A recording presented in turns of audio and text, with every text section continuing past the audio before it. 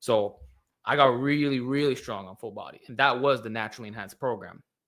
You need to be super careful with exercise selection. I think this is one of the biggest deals around. Yeah, I think it's so important. What a lot of people don't realize is that episodes like this, these podcasts, that's where you get the juicy tidbits. So I'm going to kick things off talking about training splits. You credit full body twice a week for 90% of your gains, but you've done pretty much everything. High frequency training, upper lower push pull, and many other splits over the years. So can you talk about the splits that you've enjoyed the most, or you found the most practical, and the pros and cons of each? Wow. You're starting off with a very detailed question, Varun. So the thing with splits, it is true that I started with full body training. That was my beginning. Full body 3 times a week, running a basic minimalist program. Got my bench up to 225 for reps within 8 months. Squat 315 for reps, ATG. Also had a weighted calisthenics background for a long time before that. So I came in already decently fit, strong. And in the calisthenics world, everything is circuit style training. So you're doing push-ups, pull-ups, and dips with pistol squats. And then you're doing jogging immediately after, sprints. So I always had that full body mindset.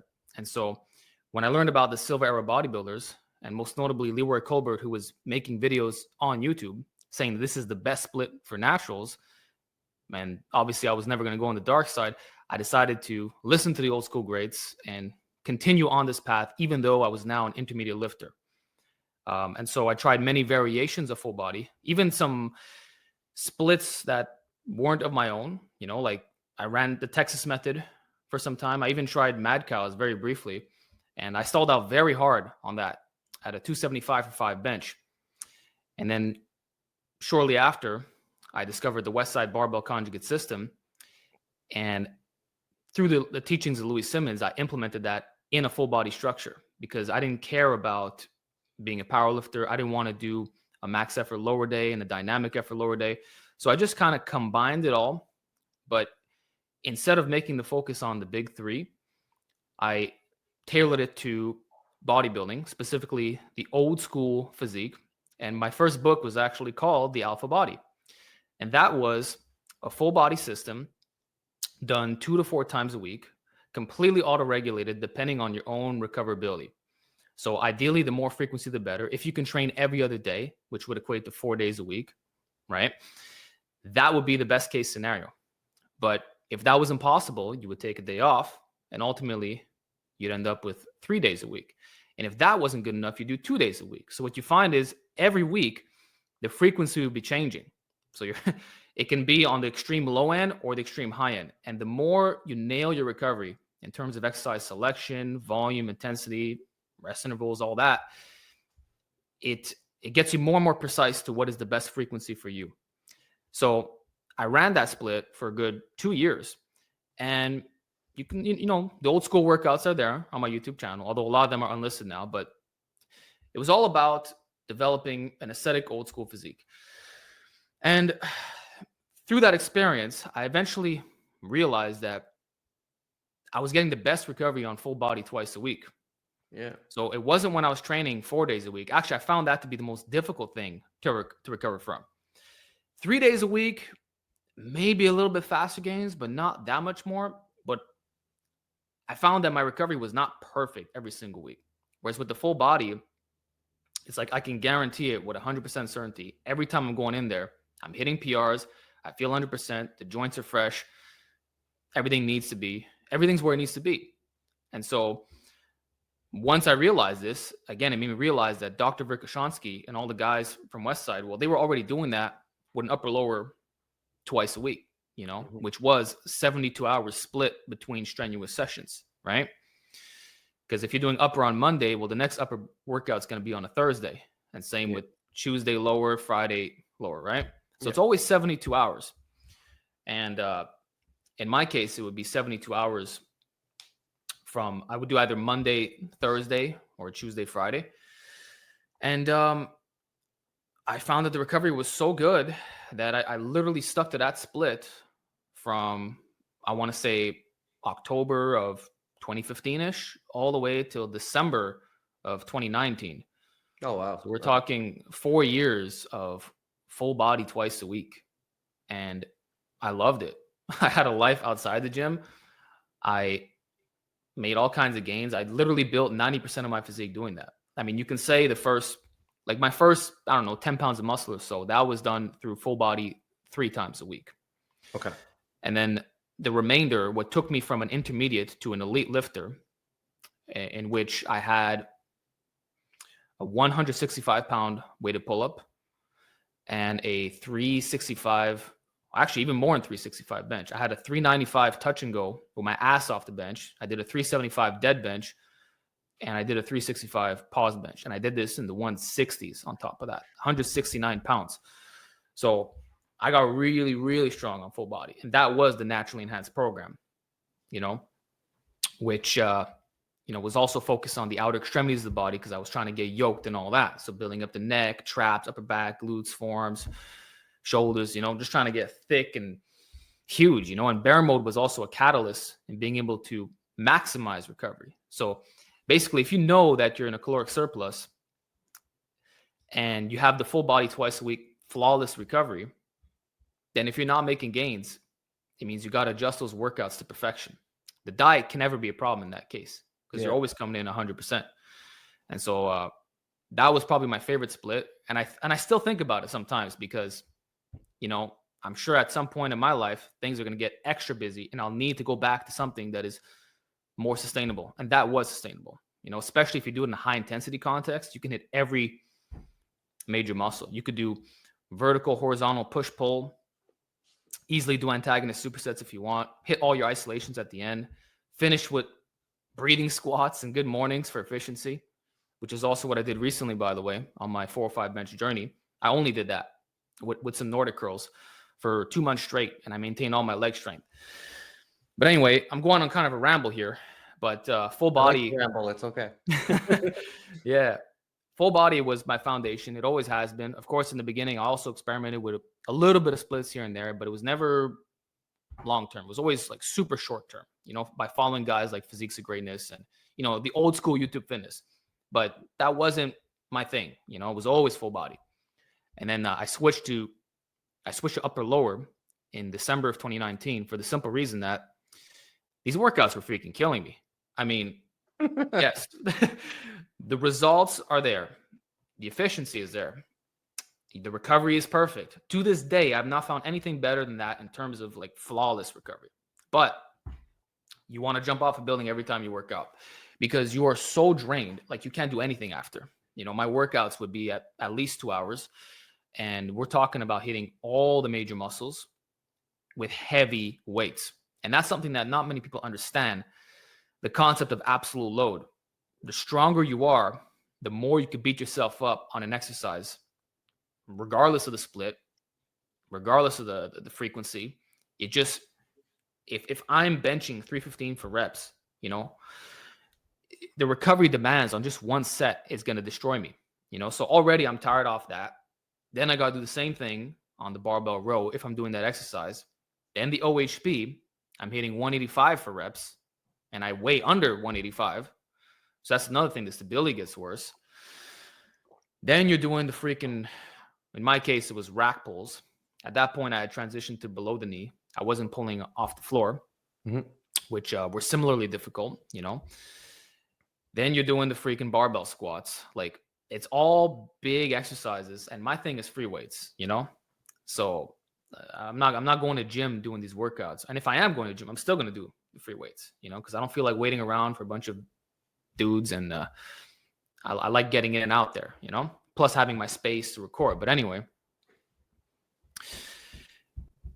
the fact that it was all these free weighted lifts and I'm doing 1 rep maxes. Keep in mind, there's a conjugate element in here too, right? There's a volume day and intensity day. And I'm literally killing myself. I'm like, I don't feel like doing this anymore. So I stopped because I was feeling exhausted by the end and I needed to get away from it. It was not because of results or anything like that. Let's split it up. And I found myself half-assing the legs anyway at the very end. And I certainly didn't want to open with legs since that wasn't my main priority. So I'm like, let's do an upper lower and treat my legs a bit more seriously. And the results in the upper body were the same. Didn't notice any difference. But the lower body, that's really took it to the next level when I started just focusing on that one leg day, which included SSB squats, good mornings, belt squats, the ghetto leg curl, and reverse Nordics and pendulum sissy squats. I think I said that, but anyway, that took me to a 500-pound squat. That was the year 2022, which would be a year after I hit 405. I'm rambling all over. But anyway, my best splits was full body and upper lower. I only started doing like split routines full on during my contest prep, which would have been October of 2022. So I bulked up to 200 pounds at 5'5", which is very heavy. And then I ended up cutting down to 149 pounds, but my stage weight was 150. So let's say I lost 50 pounds of body fat. I did that on an upper lower push-pull legs routine. So basically what I'm trying to say is I've been training for well over a decade by now. And I only started experimenting with splits for the fun of it. Well, upper lower, end of 2019, and then like push-pull legs and variations like that, October of 2022. So it's been a little bit over, well, it's not even 3 years that I'm doing this. Okay. So, and the advantage of that, I enjoy it because it's different. Things get boring after a while, and I'm a little bit crazy with my interests and all that, and I'm able to specialize in certain body parts that maybe I was a bit lazy on in the past. So, and it addresses the concept of absolute load and blending, and I think I'll just leave it at that for now. If you want more information about the splits I'm currently doing, I can do that. But I think I gave it enough of a rundown on the full body upper lower. Yeah. So it sounds like with the full body, where you saw the advantage was you never had to worry about recovery. So you couldn't use recovery as an excuse. Not that you would, but you can't use it as an excuse, which a lot of people do. It's like, oh, I trained yesterday, so that's why my lift sucked today. And then I imagine, because I've done it as well, the 2 times a week, and just you're so excited to go to the gym. Like, because every session is so important that there ends up being this like mental aspect of it where you're like, there is no tomorrow. Like, this has to be 100%. And like the day before, you kind of want to go to the gym and train, but you should wait another day. So I feel like there is a cool kind of like mental aspect where every session has to be a good session and you're a little bit more mentally focused to do that. You have no choice, and you cannot afford to be lazy because there's only 2 workouts a week. And you can't just, like, you're not going to do the other exercises the next day, like your accessories. You just won't. You're going to get it done with that day, which could even be splitting it up through more AM and PM sessions, or you're going to take like a break. Like if you're doing the upper at the beginning, legs at the end, or the push at the beginning and the pulls at the end, you'll find a way to get it done one shot because that's what gives you the best recovery. So trying to carry that over to another day is foolish in this case, Yeah. Although there are good splits that kind of combine both, like upper lower full body hybrids, but that's a different discussion altogether. And I've noticed something, and I might take some flack with this, but I actually noticed some of the lazier lifters that I see who are recreational lifters who think they're educated lifters. They do PPL twice a week, but they do all their sessions lazy. I'm curious if you think that there's any merit there or if I'm off base. Well, the thing with push-pull legs, I'm not a fan of the traditional 6 days a week. And I've talked about this years back, but basically I can go in the gym twice a week, full body, 72 hours between sessions, perfect recovery. Okay. I'm getting twice a week muscle protein synthesis, and you're going to the gym 6 days a week for the same muscle protein synthesis. And in this case, if the average person is being lazy, well, are you really getting better results? I think you're wasting your time in many cases, and your recovery is going to be worse because of systemic fatigue and muscular overlap, because there's a lot of overlap. You'd be surprised. So, and that's something that people don't talk about, how certain movements, like, you wouldn't even think about this, but even if you're doing like, okay, like a dead hang, on a weighted pull-up, for example, that can actually affect your chest recovery because you use a little bit of pec coming out of the bottom. Really? Yeah. You don't even notice that. Yeah. Or the long head of your tricep if you're going to do some extensions the next day. Not that you're going to build it through that. That's not what I'm saying here. Okay. Because I know where some people are thinking. I'm just saying there could be some overlap that you don't think about. Or even if you're doing an upper body workout, if you're doing a back day, then you got legs the next day and you're doing a lot of axially loaded movements. Well, your upper back might be fatigued when you do your SSB squats and whatnot, or your RDLs. So in that case, you have to factor in, okay, what exercises can I substitute that for? And that's, in my experience, that was, doing more good mornings as opposed to RDLs, because you're trying to, or for example, you're not going to do bent over rows if you have legs the next day, because there's so much, like you have to reorganize, maybe not to push, pull legs, but you maneuver it. So that's like legs, push, pull, perhaps, or you take a day off in between to allow for an asynchronous split. And that's what I found to be the best in that case. But the traditional push, pull, legs off, push, pull, legs off, repeat, or infinite, I think it's the worst split for recovery. You know what? I'm being too extreme in my statements. I'm just not my preferred split. I think the Jordan Peters way makes a lot more sense. You do push, pull, off, legs off, repeat. Because the leg day is going to be the most demanding, right? And that's where you have to worry about the overlap the most. So if you got a rest day before and after the session, you know that your pushing and pulling sessions are not going to be disrupted in any kind of way. So you can give it your all on that, and the concerns about exercise selection get thrown out the window. So you can do your bent over rows and whatever the hell you feel like doing. So, but of course, that'll reduce your frequency, right? Till around 1.5 times a week instead of twice a week, which is considered optimal. But you get more recovery. You're in that 76 to 96 hour window. And that's what I consider to be optimal. So it's not just about frequency. No, it's not. And I think what's interesting is, so I'm probably more like limb dominant. So there's just exercises where I feel it in my tricep where I almost shouldn't feel it in my tricep. And then that'll impact my recovery if the day after is a push, even though I'm just doing like chin ups or I'm doing some sort of like rear delt exercise. I can actually feel it in my tricep. So if I'm trying to do tricep, like push the next day, you are limited somewhat. So you have to be careful. Yeah. Like, you don't even realize it. You're like, that shouldn't, I've read that shouldn't have any impact, but it's impacting me. Look, I'll give you one. You talked about rear delts. Take the expander pull apart. Okay. Mm-hmm. It's primarily a rear delt exercise, also hits the upper back, but you have to also extend your arms. Okay. So your triceps need to be very strong on that lift.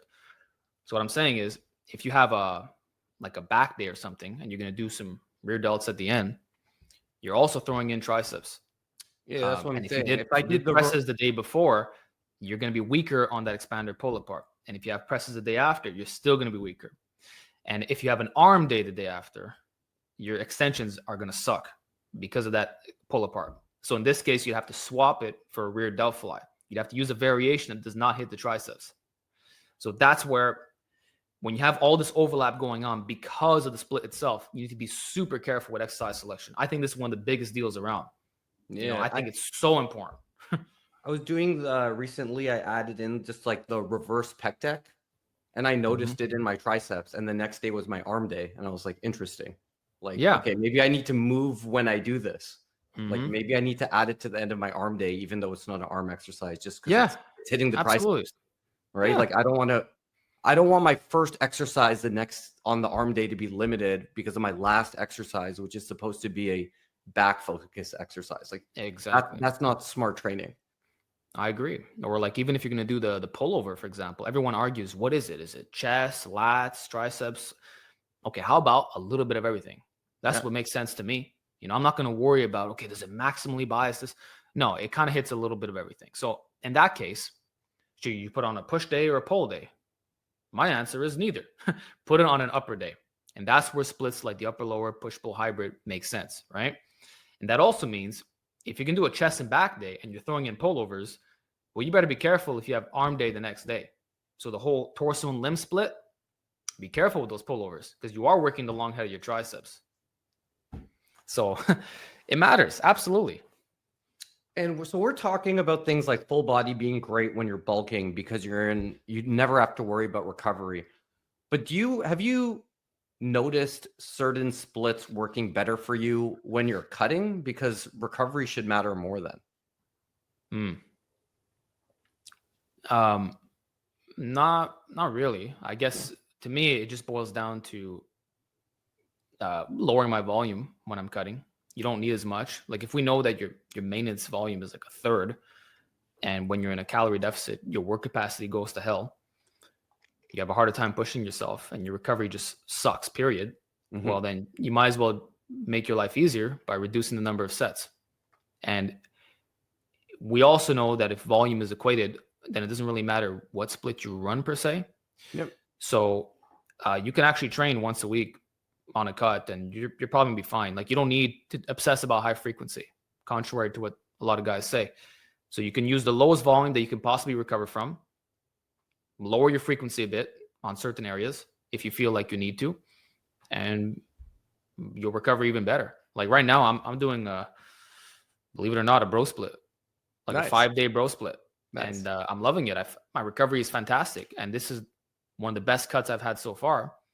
I'm in the 160s again, and I've maintained like 90% of my strength. The only lift that's going down is the bench press. It is what it is. But my leg strength, I haven't lost any. And the benchmark I use is the Hatfield squat. If I can maintain 500 for 5, I'm good. And my belt squat, I'm doing 4 plates for reps for the first time ever. Even when I squatted 507, I wasn't able to do that. Good mornings, I just did 405 for 5 on the Hatfield version. I can do damn near 3 plates for reps on the SSB, which is harder than the regular weight. So my strength is doing fantastic on this once a week thing. And I'm even taking out certain movements to further optimize this. Like I used to open my shoulder day with behind neck presses. Now I'm just going to get rid of it and move on to the isolation work because I don't feel like I need it right now. So you can remove a lot of stuff when you're cutting. Doesn't mean you have to train that way when you're bulking because now you have the additional calories that fuel recovery. But in a deficit, like that's when you learn, like, what can I get away with, Yeah. So I would say honestly, like one times a week is amazing on recovery. So is low volume, and twice a week is probably the highest I would go. I wouldn't be doing 3-4 times a week. Okay. No, not in a calorie deficit, because I'll tell you, my chest workout right now is a deficit bench press of some kind, weighted dips, incline dumbbell fly, chest crusher. And I'll do like 1 set of each, max 2. So Really? I'm getting, swear to God, Just I'm one getting set. like Okay. max 4 to 6 sets per workout. And I'm doing that once a week. I'm not doing an additional chest press at the end of the week. And I'll tell you, like, I'm sore as hell for days just off that because the weights are high. I use excellent technique. I'm getting a super deep stretch. There's a lot of muscle damage going on. So even I can't do that 3 times a week. I can't. It's impossible. It's literally impossible. So there's one thing to say on paper. Oh yeah, if you do 1 set 3 times a week, it's better than 3 sets done once a week. That's a great argument. But what if you're benching 315 for reps and you're natural and you're in a calorie deficit and you're trying to get shredded? Good luck. Yeah. So the game changes. So I'm curious here. You kind of talked about like those large sessions would kind of like beat you up and potentially ruin the rest of your day. Do you think the time of day for training matters? Not just from a like muscle protein synthesis, but just a lifestyle standpoint? Like, do you have a preference on time of day? I don't think it matters that much. You'll adapt to anything. Like this year, I was training at early in the morning, afternoon, nighttime. It didn't stop me from hitting my 405 bench, and performance was relatively consistent. I would just say if you're coming in there, okay, because if you wait till the end of the day, of course you've had a lot of meals in you, and you're really full, a little bit bloated. That could be a very strong position to be in. And they say it takes your nervous system on paper like 6 hours to be like 100%. So it's true that if I look at my journey, I've had some of my best workouts around 6 p.m., but I've also had lifetime PRs at midnight. And first thing in the morning, actually, the first time I ever benched 365, I did it on an empty stomach. Literally, I woke up, within 30 minutes, I hit it, and I was fine. When you compete in powerlifting, same thing. You're showing up there early, typically, right? So you'll get used to it. You'll get used to whatever you want. It's just that at nighttime, you have that extra reserve, but there's also the fatigue that comes throughout the day. So you have to be a strong badass. You got to have that mindset to overcome the mental fatigue. And I say the word mental because that's all it is. Physically, you can come in and you'll be just fine. Like, I work with a few people in person, and when they come over, sometimes I see it at nighttime. They're like they got no life in them. But once we start warming up, 1 plate, 2 plates, the weight starts getting heavy. You start pushing them a bit. All of a sudden, they're awake and they have a great workout. Even though when you walked in, they'd be like, "Oh, this is going to be a light day, a deload." Not always. And I'm sure we could all relate to that. Sometimes you come in, you feel on top of the world. Oh yeah, I recovered, and it's your worst workout. Other times it's like the opposite. So I think it's just a personal preference thing based on your lifestyle, how busy you are, and also what you can tolerate socially. Because I personally, I can't go to a gym when it's crowded. It bothers me. It bothers me too. You too, eh? There's all these people around you, and especially nowadays, it's changed. When I first started training, I was like the only guy with a tripod in the gym.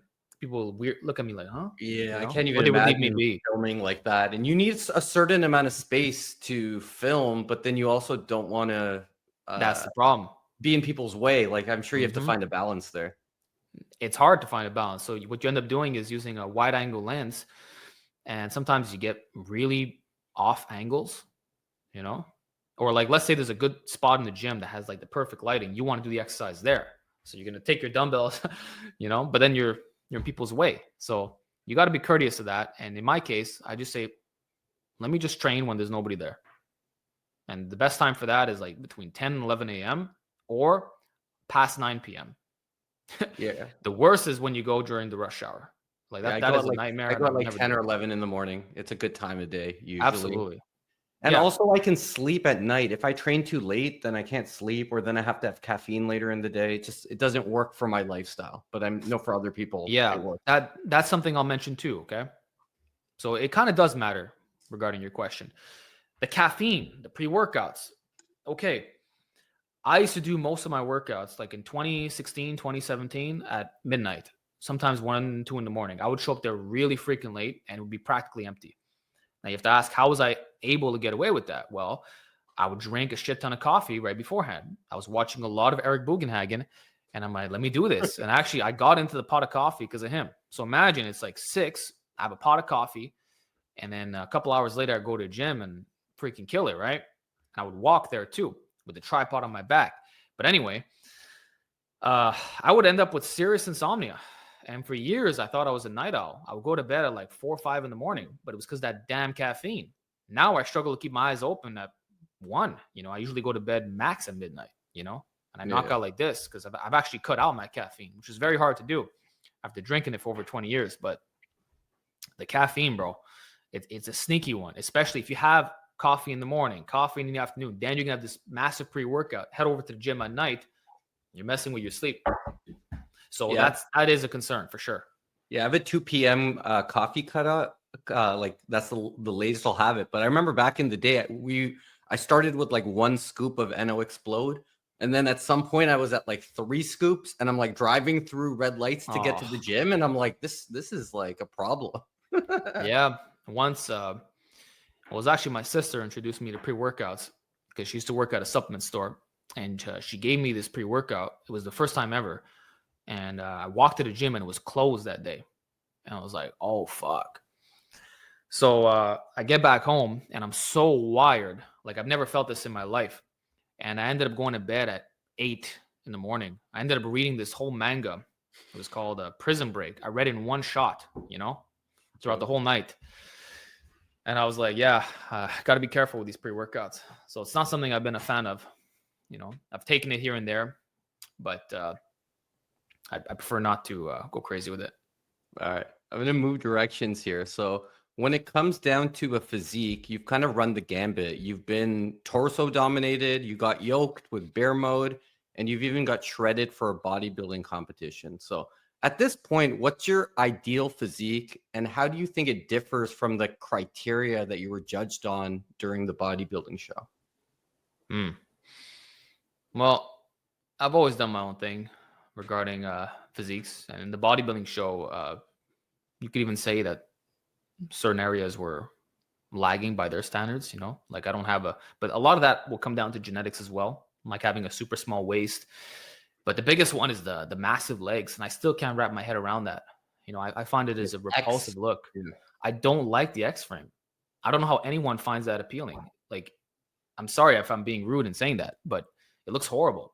And you can't fit into any pants. There's like none of the silver era bodybuilders had that look.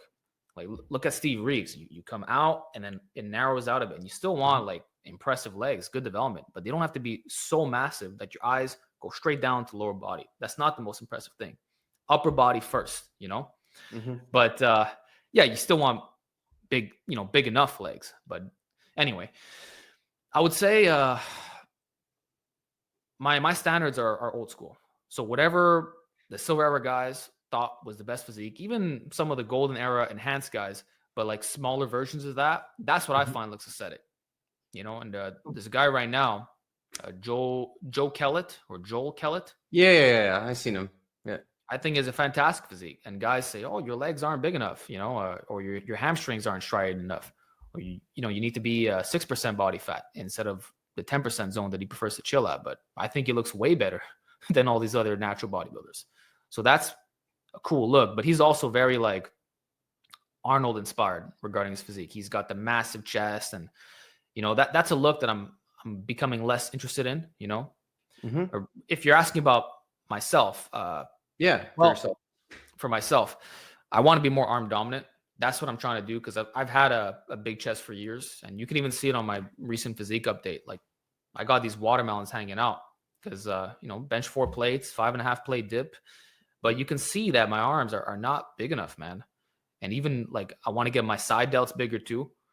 And I don't really care about my yoke that much anymore. I barely train my neck. Traps, I'll do some shrugs and upright rows at the very end, but with cables. And I'm not trying to do 1,000-pound rack pulls and get this massive weight. I don't want my traps up to my ears anymore. I'm just trying to be as wide as possible. I want these aesthetic legs. Literally, I'm going back to where it all began, the alpha body. After the intermediate phase, when I started doing the 2 to 4 times a week, and I wanted to look more like Steve Reeves and all these guys. That's what I've gone back to almost a decade later. It's funny how that works, but it's basically like a silver era physique with like that calisthenics element as well, because these street lifters look aesthetic. I think they look a lot better than a lot of influencers, And in my case, I'm kind of done with bear mode, because as you get older, you don't really want to be in a caloric surplus, because it does accelerate the speed of aging. It is what it is. When you're 20 years old, it doesn't matter. You kind of want that, but I'm not interested in carrying excess body fat, turning on mTOR, just force feeding, doing all the stuff, and it's diminishing returns, because like in the last 2 bulks, I would say that I haven't really improved that much. Sure. Like, people always talk about the natty limit, quote unquote. I think there's really like no such thing, quote, like in that you can always progress a little bit, but it kind of is a limit if you think about it, because the gains are so insignificant. What I'm trying to say is like, let's say this limit did exist. I'm probably really damn close to it. I'm probably like 95% of the way there. The gains that I can make are so little at this point. I give it my absolute all, and the progress is insanely slow. And I've especially noticed this in the last 2 years. It's really, really, really slow. And so I just want to focus on areas that I care about, which is going to be the arms, the side delts. I want to be able to do Nordic curls for reps. I want to get my calves up, because that has all kinds of untapped potential. And I would say that's really about it. Maintain my other areas. I'm just trying to get wider wider and more limb dominant, and Yeah. maintain a low body fat as well. Nice. So I know you just talked about the silver era. Can you maybe explain kind of like what the Grecian ideal is? The Grecian ideal is more of like a bronze era standard. That's Eugene Okay. Sandow's physique. So he used to go to the temples and study the statues, and that's kind of how he crafted his own body. You know, Mhm. he was obsessed with that.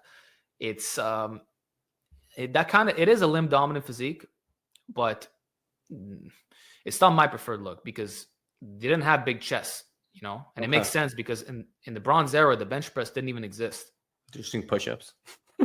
Yeah, but even that, you'll see that they had nice shoulders and arms, but they were relatively flat chested.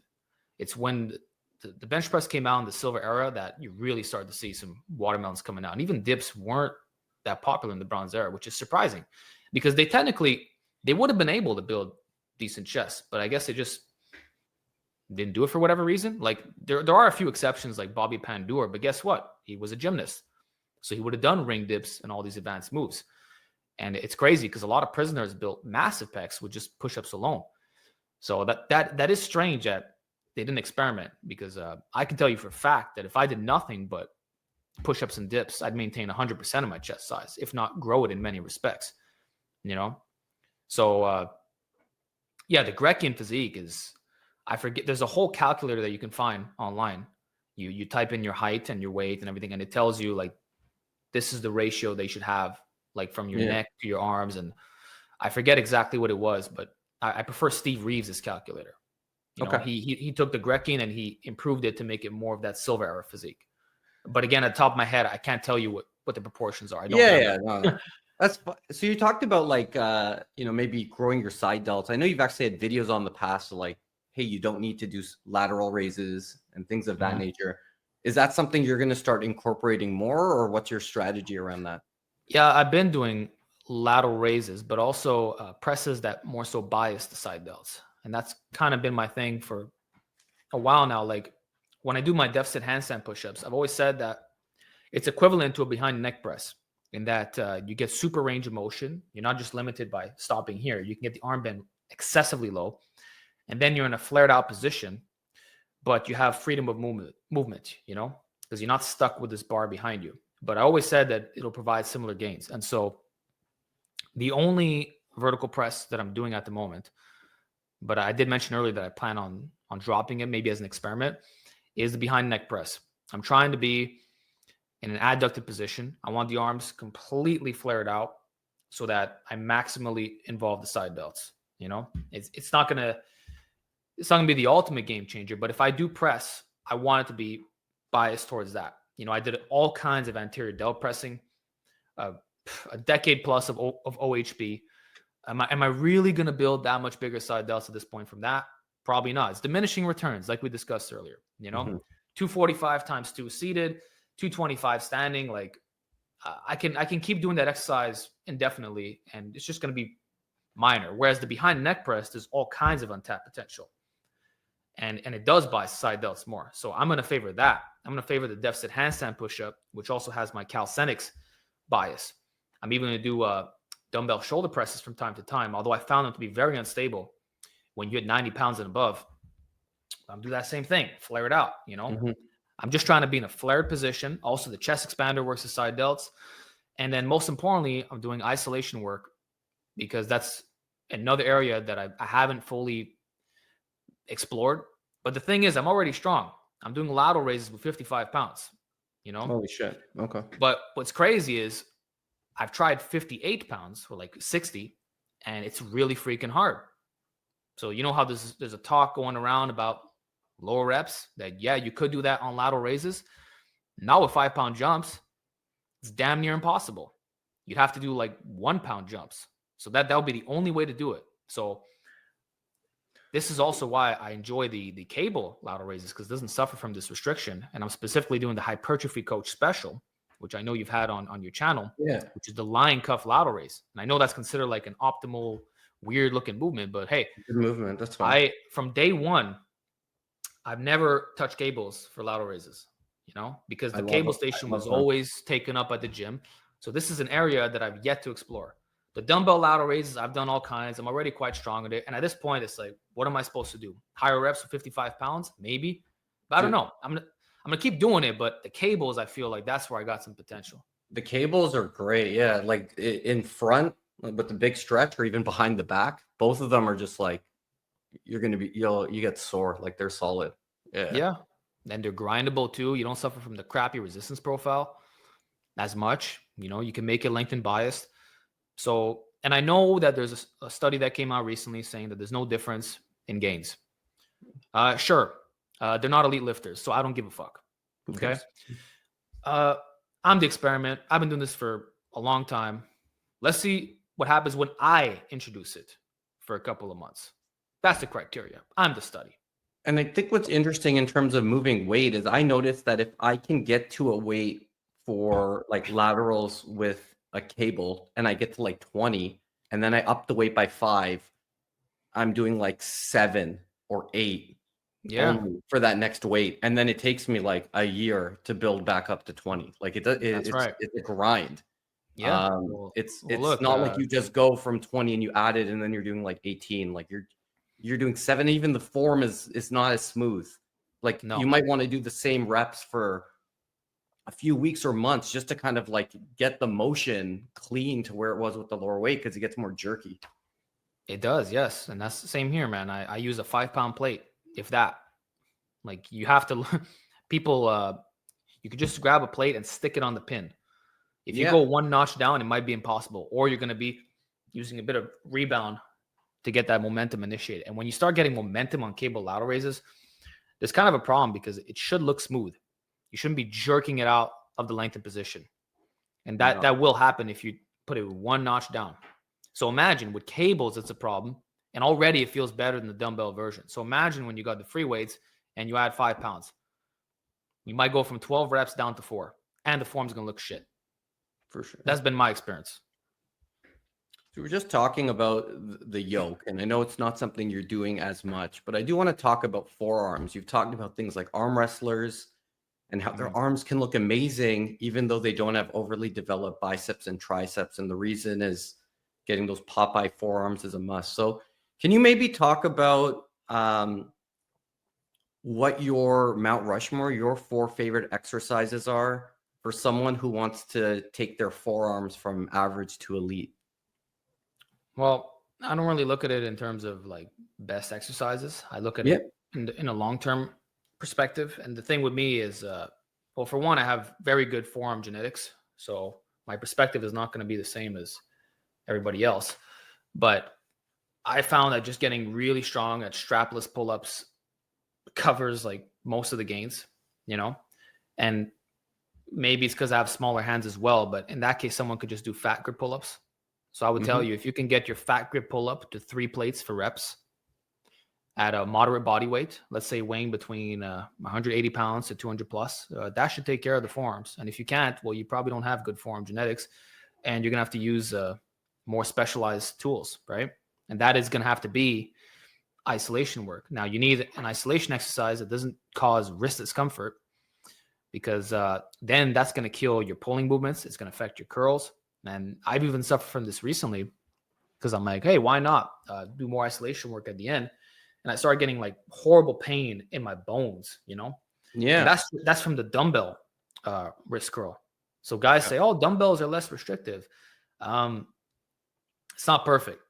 The least restrictive thing is going to be a cable, because the dumbbell, there's still some lateral forces going on, and you have to position yourself in a way that it's lined up well, And I find that like lengthened training for the forearms, that could be that could be uncomfortable on the wrist for a lot of people, But on paper, it would be the superior variation. So for that reason, I'm still gonna say, like, if you do a basic dumbbell wrist curl, forearm on the bench, or on your leg, and you take that up to like 70 pounds for reps using like a fatter handle, that should get the job done. And when you do it, make sure you get full range of motion. Bend your wrist all the way back, let it hang into your fingertips, and then flex that forearm hard.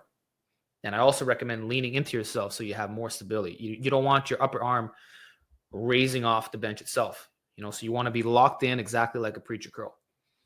And regarding like the wrist extension, I feel like the progression potential is extremely limited on that exercise. Like if you try loading it too heavily, it ends up becoming like a high rep burnout kind of thing. Okay.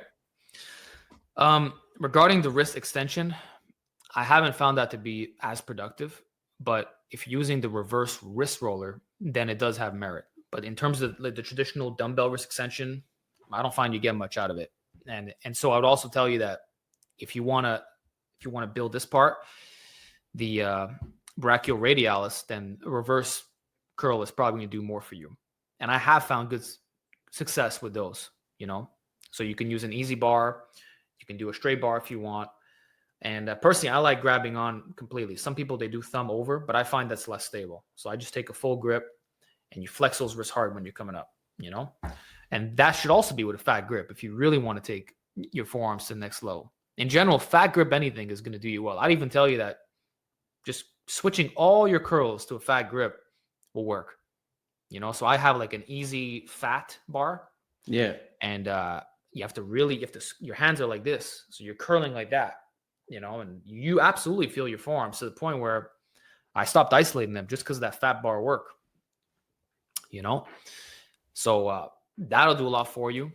And if all these options somehow don't feel well, I'd also recommend the rope exercises, like rope pull-ups, anything where you have to like squeeze completely and you get the thumb involved as well.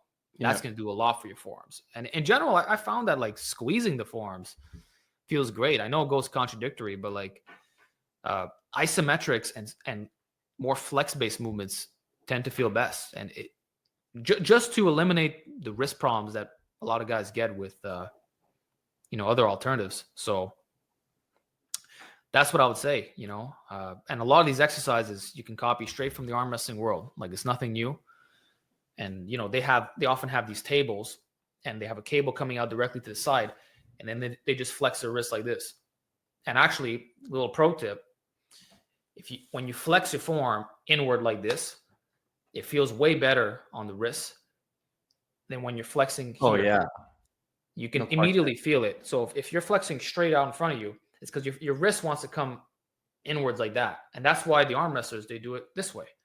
So you can literally, if you have something, the only con with that though is you're also involving the shoulder. So if you have a cable coming out to the side, it's like you're doing some internal rotation, right? But if you can have something to brace the shoulder, like maybe a bench or something, and then you can just flex that forearm inwards, or you take this position and then you start doing a wrist curl from there. That's called actually the gooseneck wrist curl, which was popularized by Chuck Sipes. Then that can be a nice way to do wrist curls in a pain-free way. So in general, you want to mimic a gooseneck when you're doing that wrist flexion. And with the cable coming out this way, that's going to feel the best. So I guess those would be my basic tips on building forearms. Nice. And what about something like dead hangs?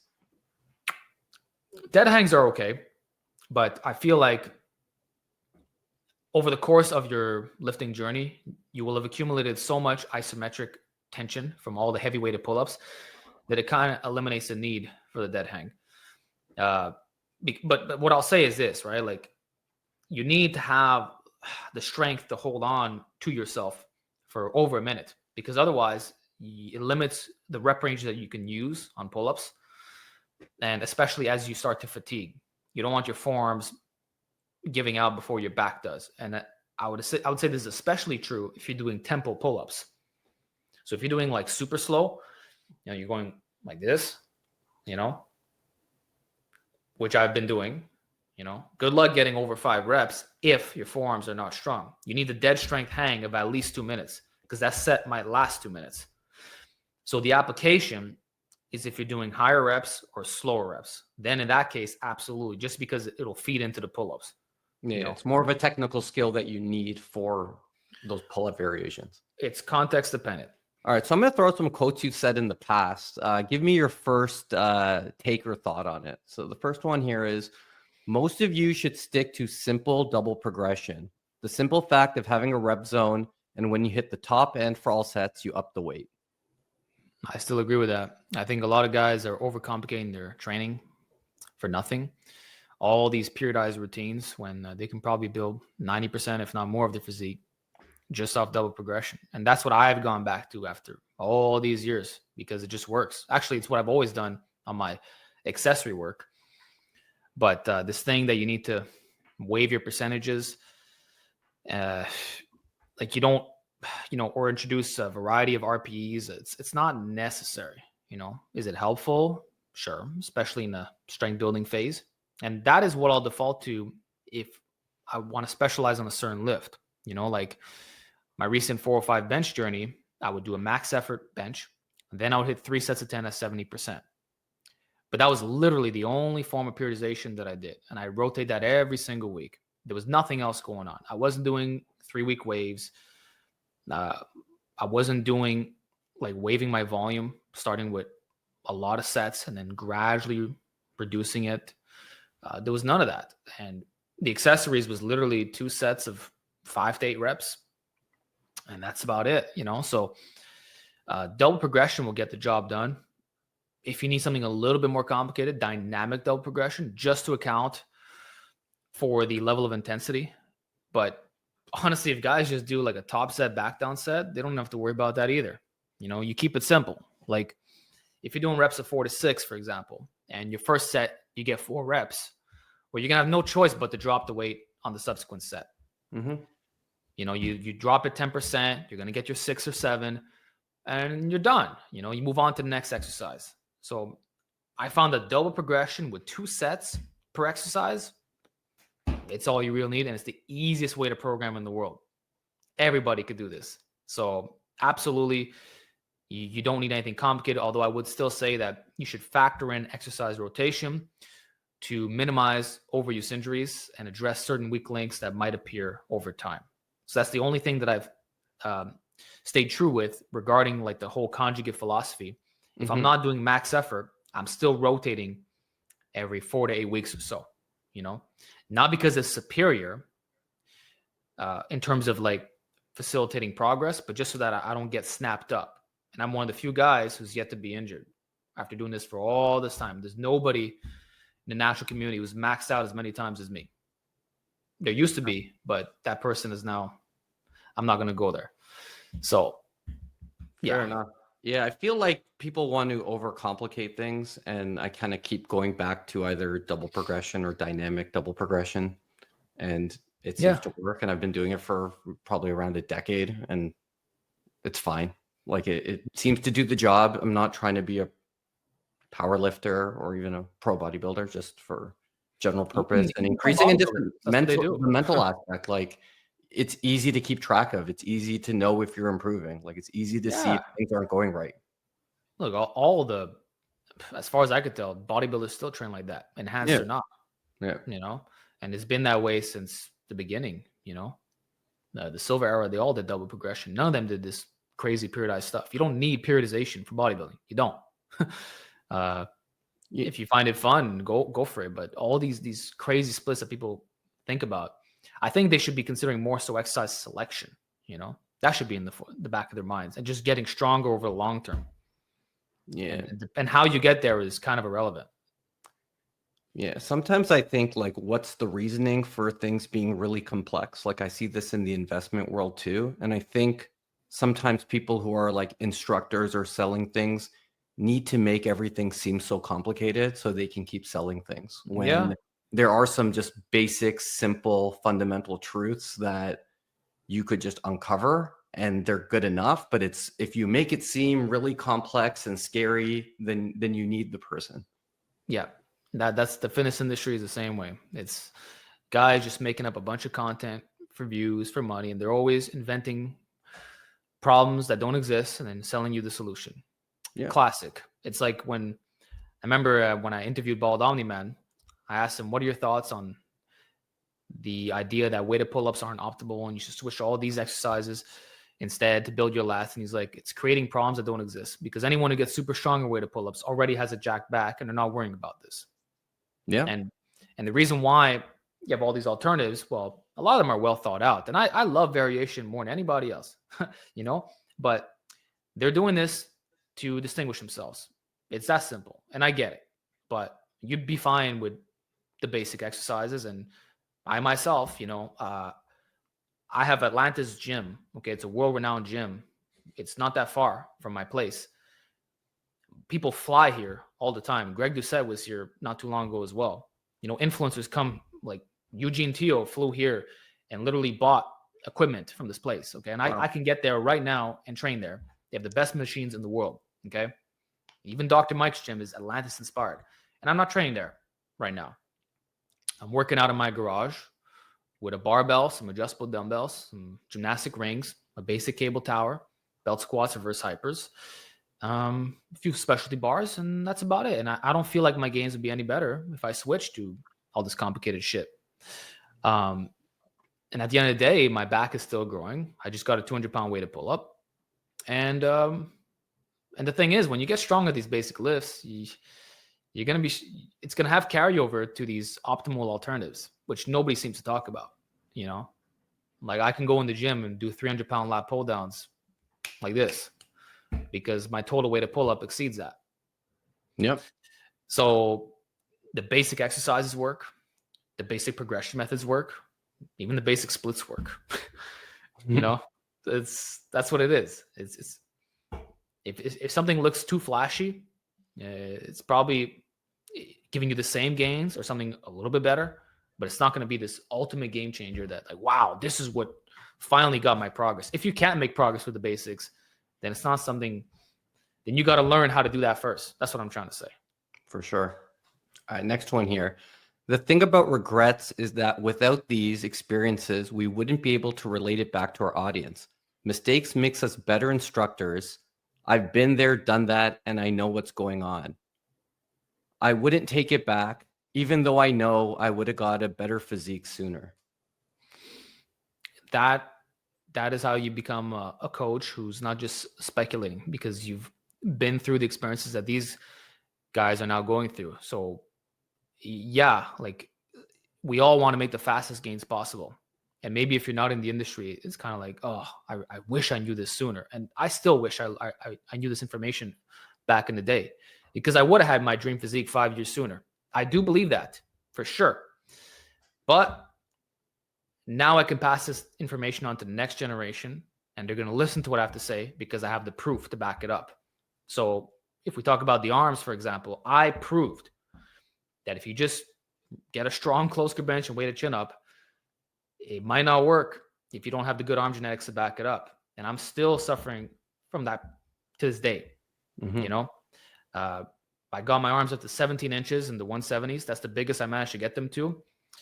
And, 405 bench, my arms didn't increase even a millimeter. Like compared to last year, 0 gains were made in size, despite reclaiming my 405 bench and being the strongest I ever was. No gains. And I was still training my arms, but not to the specialization extent that I was in the year prior, So, I can relay that to people. Yeah, these are the variations that are probably not the best if you're a torso dominant guy. Look at my workout logs from 10 years ago. It's all there on YouTube for you to see. And they're going to be like, oh, damn, this Alex guy, like he's not just making this up, And we've seen the pitfalls of minimalist training. When the whole powerlifting thing was popular back in the day, we saw the spider physiques that came out of that. And we tried it. The noble natties, a lot of us had spider physiques. So we can be like, oh, I wish I was limb dominant sooner, but now we're going to save the future generation. And I got guys who watch me that they're not even 20 years old yet, and they already got the same size arms as myself. Or at least they sped up their progress exponentially. You look at the comments, it's like, wow, good for you, man. Right on. You did what I couldn't do. So our job as educators is to pass on this information to the next generation of lifters so that they can continue to do better and actually surpass us in less time, or at least like eliminate bad information altogether. So it's an experience. I can laugh about it. I could be like, yeah, I had 16-inch arms doing a 4-plate weighted chin up. No regrets. Yeah, I feel like if you want to change your past, you lose something really valuable in life. You lose wisdom, because wisdom is those things in life that can't be taught. They have to be experienced. It's not just I read this book, I understand it. Like wisdom comes from trial and error, it comes from suffering, it comes from success. And you can give people processes and frameworks that they can follow, and they'll do great with that. But what you learn from that experience can't be taught. And there's Yeah. huge value in that, just as a person and your personal growth. Yeah. It's tacit knowledge. You know, you have to go through it to teach it adequately, or else you're just regurgitating what you read out of a book. You know, it's like if you never dealt with people in real life, or if people haven't tried what you're saying, like some things sound good on paper until you put it to the test, you know? And that's why, again, I'm so skeptical with a lot of information that's always coming out, because I'm not a noob coming into this. No. I'm not so foolish. I was a little bit gullible in my early 20s. And as a result, I did try all kinds of shit. But a lot of it turned out to be fad gimmicks, didn't really get better results. And I'm seeing that these things are continuing to occur nowadays, and I can spot it because, you know, I went through that already. I see the gimmicks a mile ahead. You have the BS detector now, right? Like it's Now I have the ingrained in BS you. detector. Now I have it. But even in 2017, I didn't have it. And I was making YouTube videos. Yeah. And I already had a great physique. I was already strong. But the information I'm bringing now is on a whole different level of nuance. And a lot of guys don't like that because it is so like, you know, I'm giving you options here. But I'm not trying to BS anybody. And people can see that. And when I see a lot of like horrible studies coming out that don't match my experience, I'm extremely skeptical. Very, because my experience is the truth at the end of the day. I've tried it all. So you're not going to bamboozle. You're not going to fool me. You're not going to fool me with an 8-week study when the participants' 1 rep max bench is 225 and I can hit that 30 times. Yeah. And I'm sorry to brag about numbers in that way, but I've never been so skeptical in my life regarding what I see. And the only thing that I'm least skeptical of is information from the past, from like silver era bodybuilders, because their stuff is time proven. And every single time I've applied their methods, it's worked. And I'll tell you, I was even skeptical of the wide grip pull-ups for years. You know, that was the one thing I disagreed with Leroy Colbert on until I started doing them. And then it's like I had a second wave of puberty in my lats. I was like, damn. You know, so I'm less skeptical of wisdom. And that's where I get my information. You know, Yeah. the teachings of Louis Simmons, all the noble natties that I follow. You want to get good arm training advice, you listen to GVS. It's that simple. Whatever he says about long head, I'm listening to it. You can talk about the leverages of the triceps and how maybe they benefit from shortened work and all that. Well, I'm not seeing GVS doing it. So I'm going to do whatever he does. It's that simple. I value his arm training advice over anything else. Even if he has good arm genetics, by the way.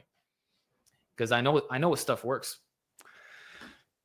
Yeah, I think that's really just a crucial thing right now, is that it's so easy to see information that you want to believe is valid and then buy into it. But because you don't have that wisdom, when new information comes in, then you jump to that one and you say, no, that's my new truth. That's my new guru. That's my new reference thing. point. Give no reference point. And that's why I think part of your journey as a lifter has to be an educational experience as well. It can't just be building a better physique, which is important, but you have to be able, like, you should be learning more that you can apply outside of just lifting from lifting.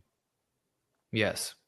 And in lifting itself, you should try to be aware of what's happening around you. Like, don't just be experience-based. Subscribe to the newsletter. Follow the science-based guys. Absorb it all so that you understand it. This way, you have your own take on things. And I'll say, like with the biomechanics stuff, I learned that, I think it was 2020. And influencers at the time, I remember they were talking smack about barbell lifts from an alignment perspective. Like they were saying that dumbbell bench press is better than barbell bench press because the main function of the pecs is humeral adduction. So because there's no converging on a barbell press, dumbbells are better, period. And then I come in with my chest training guide and I'm saying, I hear what you're saying. Look, I read the same book that you did, you know? I understand, bro. But when you converge on a dumbbell press, there's no tension at the top, for one. And two, this extra range of motion you're talking about, you're not getting it if the dumbbells get bigger, but you wouldn't know that because you don't press heavy weights unless you're doing a barrel press.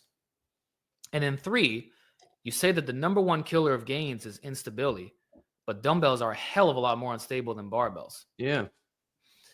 And I said this in very early on.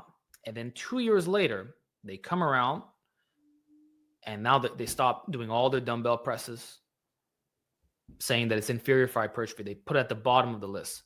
And what are they doing instead? A Smith machine bench press, which doesn't even converge at all. But they said that they value the stability above all else. And then and that barbells would be a second choice to that. Actually, they would say the Smith bench equal to actually number one would be like a lengthened bias, stable converging press. Number two would be a Smith bench. Number three would be barbell.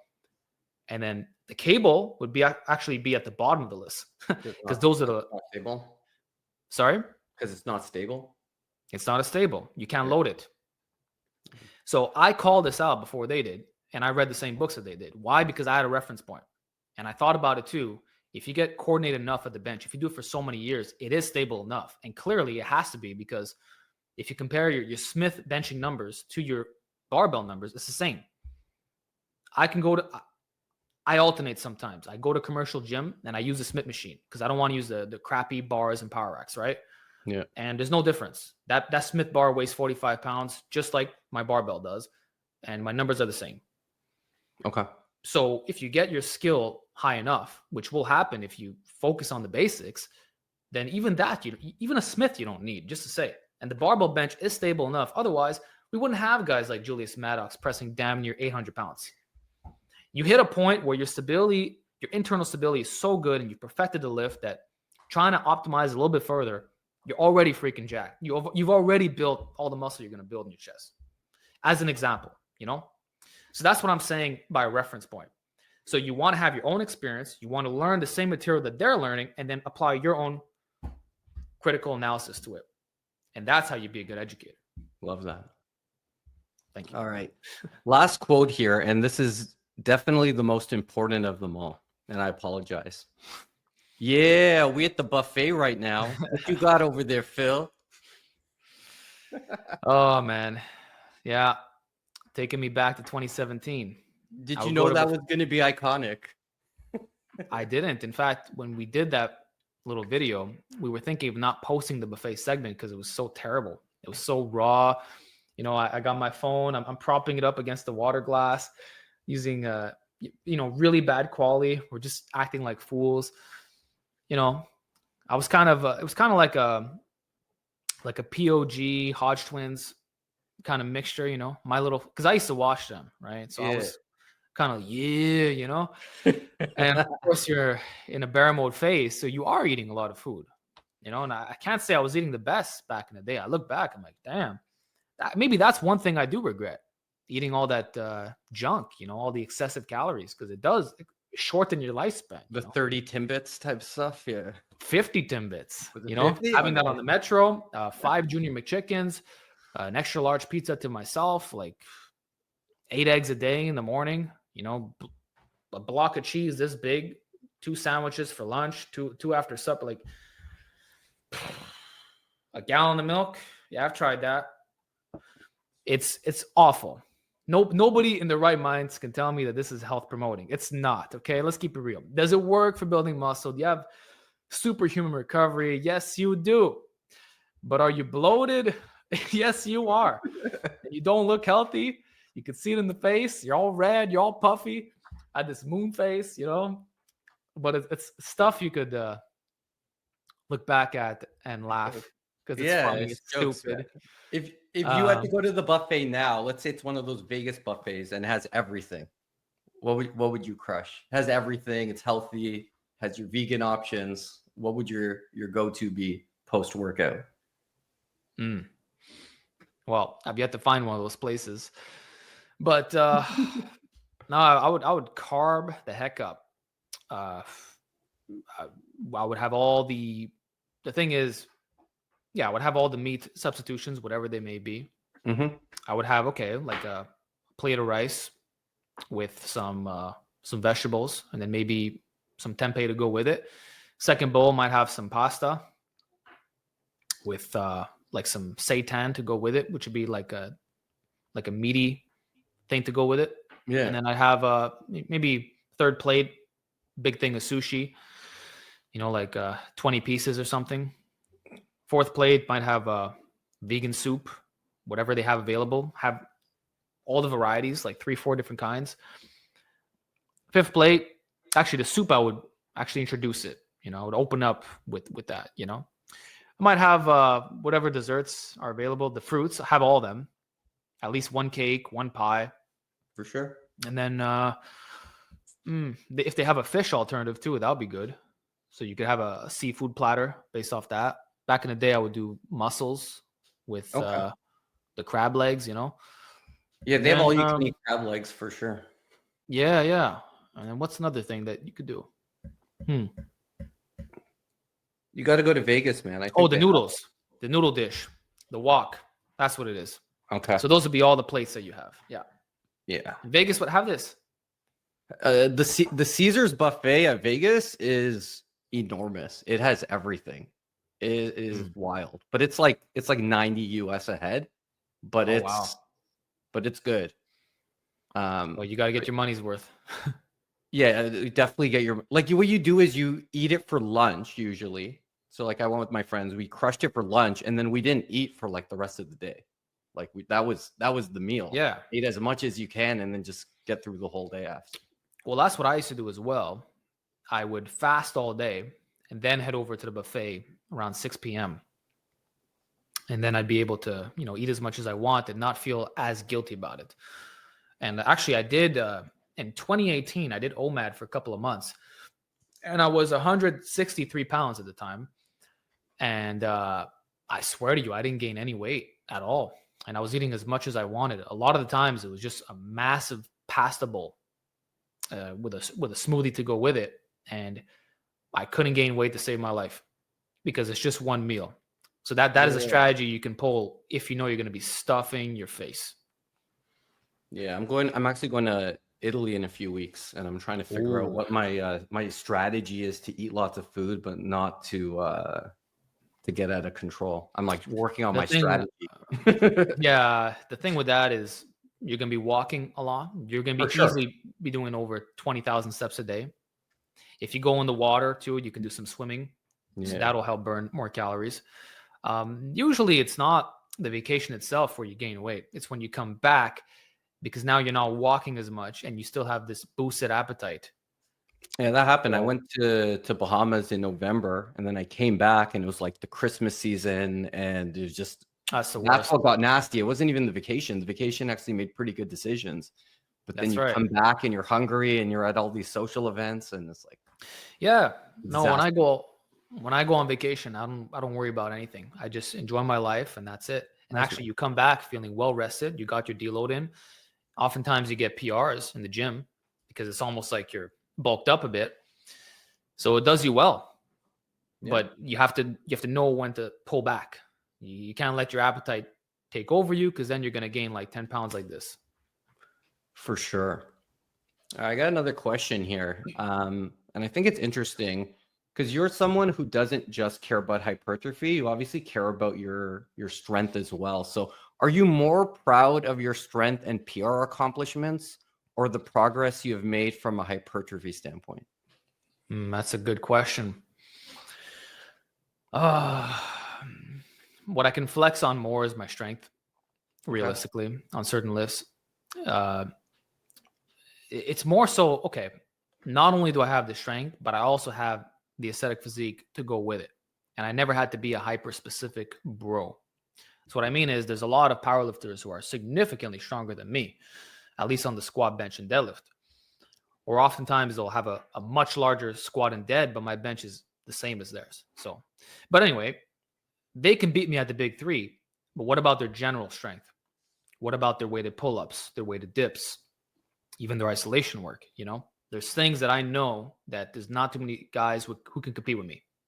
There's not a lot of guys who have my like calisthenics level of performance. and can do a 405 bench and all these other lifts that I've done. So I'm proud of the general strength aspect, that I'm extremely well-rounded, and I've taken all these lifts to an elite level. Like if you put my numbers into any strength charts, they're really up there. And I've done so at a lighter body weight. I never had to go over 200 pounds to do it. I never had to bloat max. And when I cut down, I have this insane dense physique, and there's not a lot of weak links there. There's a few areas that self-impose, like the calves, the hamstrings, and I'm always working on my biceps. But thank God I did work on them harder, or else they'd be like sticks, But just to say, it's the fact that I'm really strong at all these lifts, and then I look good as well. I'm not just one thing. Like I'm all in on strength, and I have a trash physique. I can compete in bodybuilding. I can compete in powerlifting. I can compete in street lifting.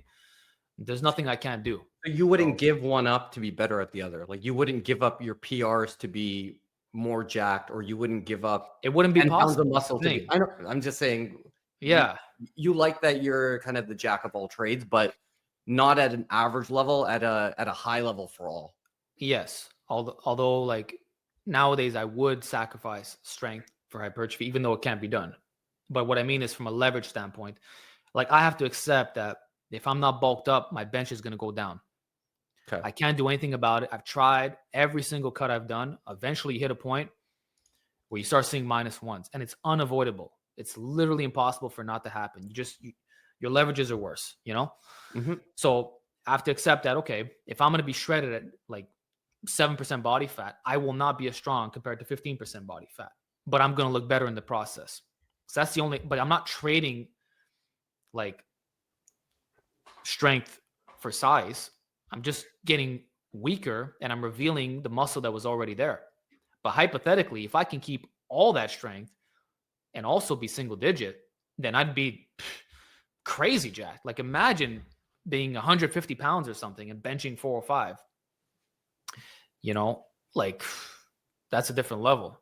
But I know it's not going to happen. So yeah, I'm just trying to keep as much strength as I can, but I'm still going to be strong, Yeah. But these days I would value more so my looks, and I want to have like above average strength, but I don't have to be like powerlifter level strong. And the other thing too with that is the stronger you are, the worse your recovery is. I don't think I want to be benching 315 for 10. It sucks, man. After one set, you feel messed up. Yeah. So you know what? If I'm back to doing 275 for moderate reps, I think I prefer that these days. Less stress on the joints. I can run a different split. Sometimes it's not fun being strong, loading up all those damn plates. Do you program that you think your like bench will go down on a cut, or do you just program to maintain, and when it goes down, adjust? I program the same way, like you said, to maintain, and then eventually there's nothing I could do about it, and I'm starting to hit that point. Okay. It's when I cross under the 170s, the -1s begin, and it happens kind of fast. And I've tried to mitigate that. I've tried using the max effort method, and it's still going to go down. Do you feel pressure that you have to cut and be shredded because it's good for YouTube and good for your business? Definitely. I imagine you do. Like, is that what you would? Do you think that's what you would be doing? Like these get super shredded if you weren't on YouTube, like from a physique standpoint, or is it because you're trying to grow as a businessman and as a YouTuber? It's business, man. It sucks. Look, yeah. I'd probably maintain the physique that I have right now, being in the high 160s. This is where I should be for the rest of my life. If you look at my recent physique update, that is a cool looking physique. That is a badass physique, but it doesn't perform that well, and when I'm really strong, nobody cares. I benched 405 recently at 181 pounds. That is superb strength. I did it on a vegan diet. I documented the entire journey. I did a 375 floor press with 30 pounds of chains. I did a 440 slingshot bench, 5.5 plate dip, 5 plates for 5. I've done all these crazy feats of strength, and I'm natty, bro. And no one cares because the physique doesn't look as good. And it's also unrelatable. The stronger you get, the numbers seem so absurd that guys are like, what am I even looking at? So you would think it's to your benefit in being stronger, but oftentimes it's not, unless you're like super shredded while doing it, which is not going to freaking happen. It just won't. No. Maybe with some calisthenic stuff that's less leverage dependent. Like that's the only thing I can pull out now. Like, okay, check out my 200-pound weighted pull-up. And when I'm really shredded, you're going to see the one-arm pull-ups again. That's a hell of a flex. Yeah. People now they can like, whoa, because even body weight with 2 arms is hard. But when I'm hitting 4 plates and they see all those plates shaking, but I'm looking fluffy and I got that big beard going on, it's like they don't care. And it kills my channel, man. It kills it. Before, like almost a year ago, my channel was doing a lot better. I just finished this cut. All of a sudden, I'm getting like 100K plus views on my vids. I'm getting an explosion in income, subscribers, views. It was like, it was insane. And then I move into this house. I decide to focus on my bench press again. And I can see the changes happening, and it's purely because people are judging me off my looks, and how they can't relate to the strength. And you would think they'd be inspired, but somehow it turns them off and I can't wrap my head around it. They'd rather see me literally starving to death, sucked in, weak. There's no bass in my voice. I'm so exhausted. They'd rather see that than me like crushing these weights, being full of energy. Let's go. They don't care. So the fitness industry is superficial. It's looks only. And you can literally say whatever the hell you want as long as you're shredded. They're going to gobble it up. You make the same video with the same B-roll, with the same script, same angles, same everything. You do that when you got plus 30 pounds of body fat on you, and it's going to perform like shit. Being shredded, being lean, having the aesthetics, it seems to be the only thing that matters in this superficial, disgusting, non-fitness industry. And I use that word because they don't even care about health to top it off. It's not health or fitness. No. It's drugs, it's shreddedness, it's bullshit, it's gimmicks. What a disgrace. The silver era bodybuilders would be so disappointed. And it's like the silver era guys, they came out. They saw what the bronze era guys went through because they were more shredded. There's a reason why I didn't mimic those standards in competition. And now it's bled into natural bodybuilding. You got to show up with striated glutes on stage and shut off your balls because you have no T when you're that low in body fat. You look like a freaking gulag prisoner. You're so sucked in. You can see the bones popping out of your face. You want to jump off a bridge because you have no energy to do anything. That's supposed to be fitness for natties. Yeah, that's the ideal. The ideal is when you're mentally and physically at your worst, but you portray your best to the outside world. Like it's yeah, and you're not happy. You think any of these influencers are happy when they're that shredded? There's a sweet spot. It's sure as hell not when you're a week out from competing. But that's when your channel explodes all of a sudden. I noticed with like YouTubers too, once they've been in the game for a long time, they look back at when they were really shredded and doing it for the audience and not feeling great about it. I recently interviewed Marion and he ended up doing like TRT because of, social media and Instagram and got off of it. And his whole thing was about being shredded. And it was very difficult for any time he wasn't fully shredded, his business went away. Like it's hard because you can literally, it's hard, man, because you could see the changes happening in real time. And it's like they forget, like you just your video 10 out of 10, right, on YouTube Studios, and you're like, "What? This is such a good video. What happened?" Right, like right away. You're the same man. Actually, you're a better man now because you're focused, you have the energy, but it just doesn't get reciprocated. It doesn't, and it's a sad thing to see, and that's why, like, you got to find like what is sustainable for you. In my case, I'm not going to get down to like competition level shreddedness. I don't want to be 6% body fat, but maybe I can maintain 8 or 10% body fat. I think that's more probable. And if I start feeling like death, I'm not going to do it, but that I'm going to be bear mode when it's no longer being reciprocated and The year 2025, I guess not. I guess I won't do it. If people don't respect that, if I'm going to end up killing off my own channel, promoting a physique that no one seems to care about, then I'm not going to do it. I'm sorry. You know, at the end of the day, you have to make a living. We have right? responsibilities. Yeah, you have responsibilities. Yeah. And that's the hard thing is like you want to do the goal that you want to do and that you're most excited about.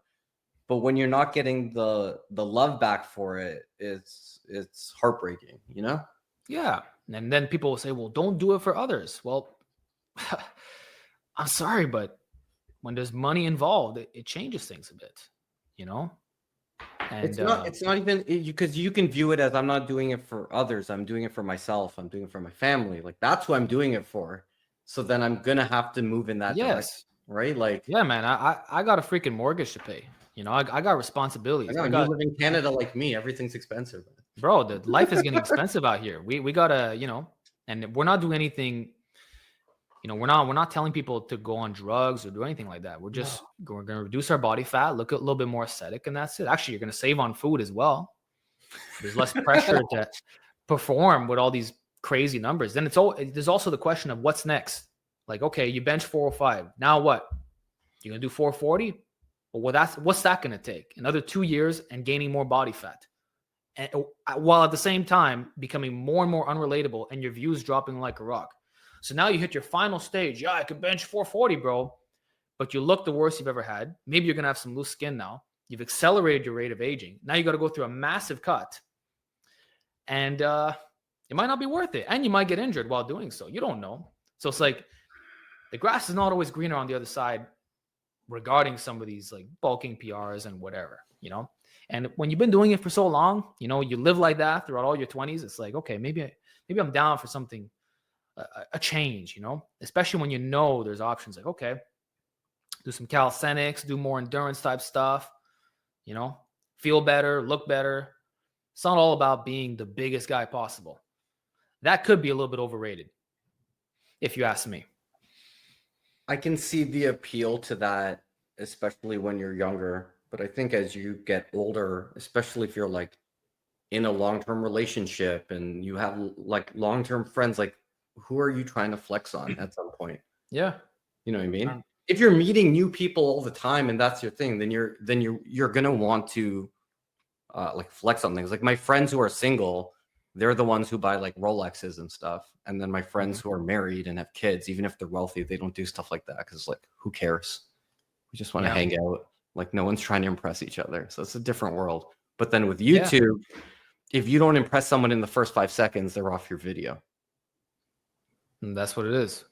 And even myself, like when I post this video, I'm going to use the most shredded picture of you because naturally I know it's going to have better click-through rate. Yeah. Post a picture of me when, you know, I'm maximally bulked up and I'm just like this, you know, you're going to get no clicks. Going to get no clicks, right? It's like you. So that's the reality of the situation. It sucks. It shouldn't be this way. And we can try to intellectualize it as much as possible, but it's never going to work. No. And I know this because I've tried. You know, I've been in this industry since 2013. I've been the bear mode guy. I promoted it heavily. And to this day, it still doesn't get reciprocated. Like someone can say, oh, yeah, I want to see this. It's like I did a poll years ago. What kind of content do you want? Do you want tutorials? Do you want drama? Do you want this? You want that? And the least amount of views was on the drama section, right? But on my analytics, when I click, it says what videos your viewers are watching. And lo and behold, you know, there's like 5 pages of stuff. A lot of it is drama. And then if I make my own response to something, every single one of those videos has been super performers. All of them. They've all gotten over 200,000. Yeah, I remember you did the one where the guy, there's like he was deadlifting, and then that video got. That one went off. I remember. Yeah, it got 800,000 views in a week, and then people wonder why guys like Greg Doucette make response videos to all these things. They wonder why another influencer who used to be quite well respected is doing these reaction videos. Yeah, because. Now, I don't want to get down to that level. I want my stuff to be informative, but at least let me present my information while looking the best that I can. I'm not going to do a barbell row video and I'm bent over and you see lower back fat hanging out, or like I turn the angle from the front and you see that there's, I'm soft, I'm not, that's what it is. It's the same video, but it's being presented like a different person. It seems like a different guy, and that's the bottom line.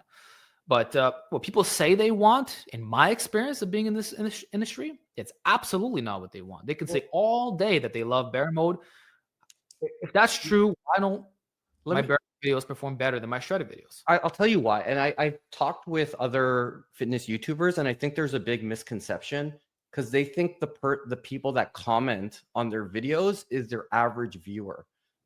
So a lot of times I'll hear someone say like, oh, my audience is mostly intermediate lifters.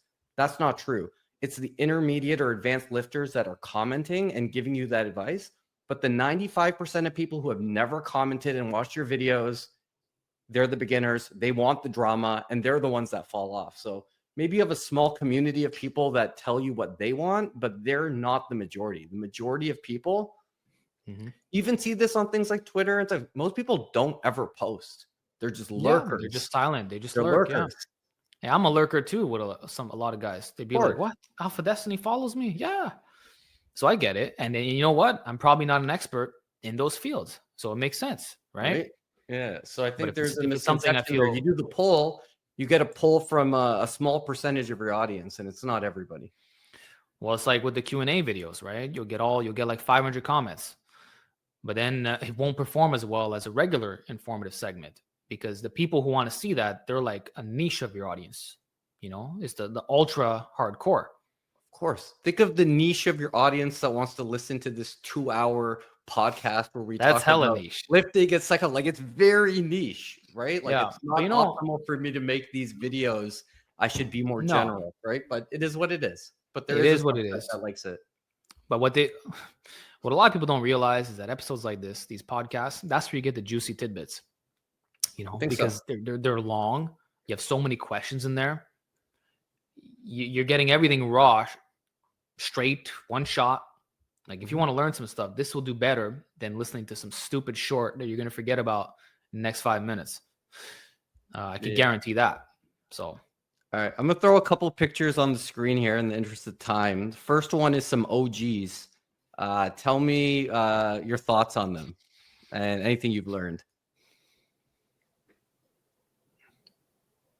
Interesting. So in the beginning, we got myself and John Grimmick. That was a cool comparison. I had just squatted 507 that year, and I was really happy with my leg development. You can see the quads in comparison to him. But obviously, I am no John Grimmick. He was an absolute legend. If you look at Natty Life, he made a full video on John Grimmick. He was basically undefeated. Like he would wreck everybody in competitions. He was so jacked and strong. Actually, I believe he would do 1,000-pound overhead holds in his power rack. So he was a master of these partial lifts. He was strong at everything. He used to use the chest crusher as well, the original York one. All around strong badass, all the basic lifts.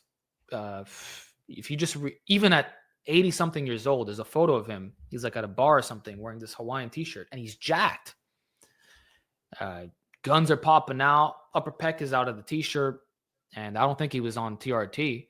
This would have been a time where that wasn't really popular, being incentivized by doctors. So this guy stayed jacked for the rest of his life, and he had a really cool physique to show for it as well. So that's like a robust. It's the closest thing you're gonna get to bear mode, while not actually like being right under that. Because he was a bit of a fluffier lifter. He was less aesthetic, if you will. He was more tankish. He's kind of built like me, actually, just a little bit taller. Like I don't have this I don't have this narrow waist. So I think that's why I put up that picture, just to it's a great physique, though. Fantastic physique. I think most guys would be ecstatic to look like this. Not to mention the strength to go with it. So, 1 second.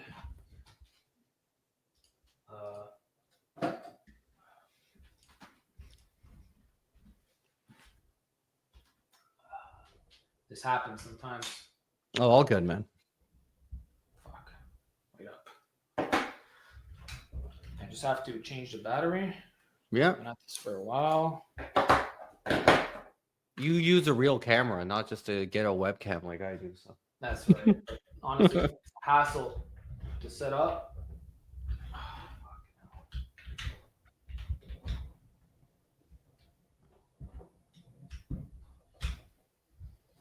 It's really annoying. Even getting the right height and everything. yeah. Fuck. Does this look okay? Yeah, I think you're good. All right.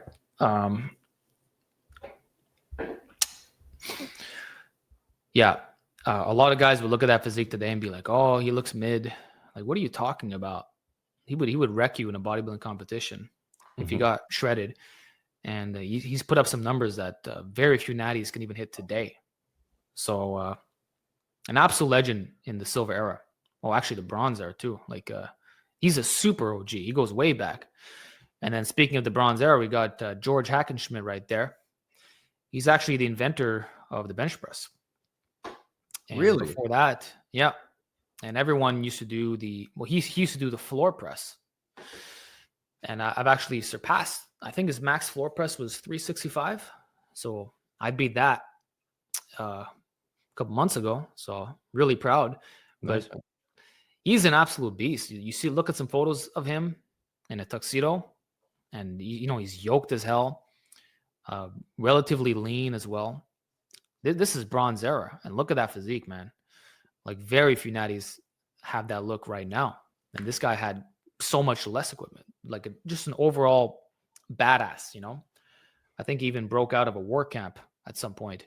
Oh shit. Yeah. That was a common story back in the day. A lot of them were prisoners of war, but Hackenschmidt, he wrote the book, The Way to Live, which everyone can check out. And he was just really, really strong. And he was also strong into his 70s. There's pictures of him as an old man. He used to do a lot of like knees over toes exercises. And that even inspired Ben Patrick. Really? Cool. Yeah, like his version of the hack lift, the hack deadlift. We have to ask, where this word hack come from? Well, it comes from him. Really? Right? Interesting. Yeah. That's cool. But his version of the hack deadlift was actually knees over toes. So you put the bar behind his back and then you just bend all the way forward. And remember, he was doing this in his 70s, and he was still able to squat 400 pounds for reps and all that. So just really strong and inspirational. A good man to look up to. Now I'm just going to go all the way to the right, then I'll circle back. We got Serge Nubret. I don't really have much to say about him, to be honest. He's not like a golden era bodybuilder that I went crazy over, Yeah. But yeah, he had one hell of a cool physique, and he did a lot of behind the neck pull-ups, which I can respect. So a nice focus on the basics. But I really don't have much to say about him, if I'm being 100 with you. Yeah, that's cool. We can move on. Yeah, but he's an absolute, he's considered a legend, and I think he died pretty young though.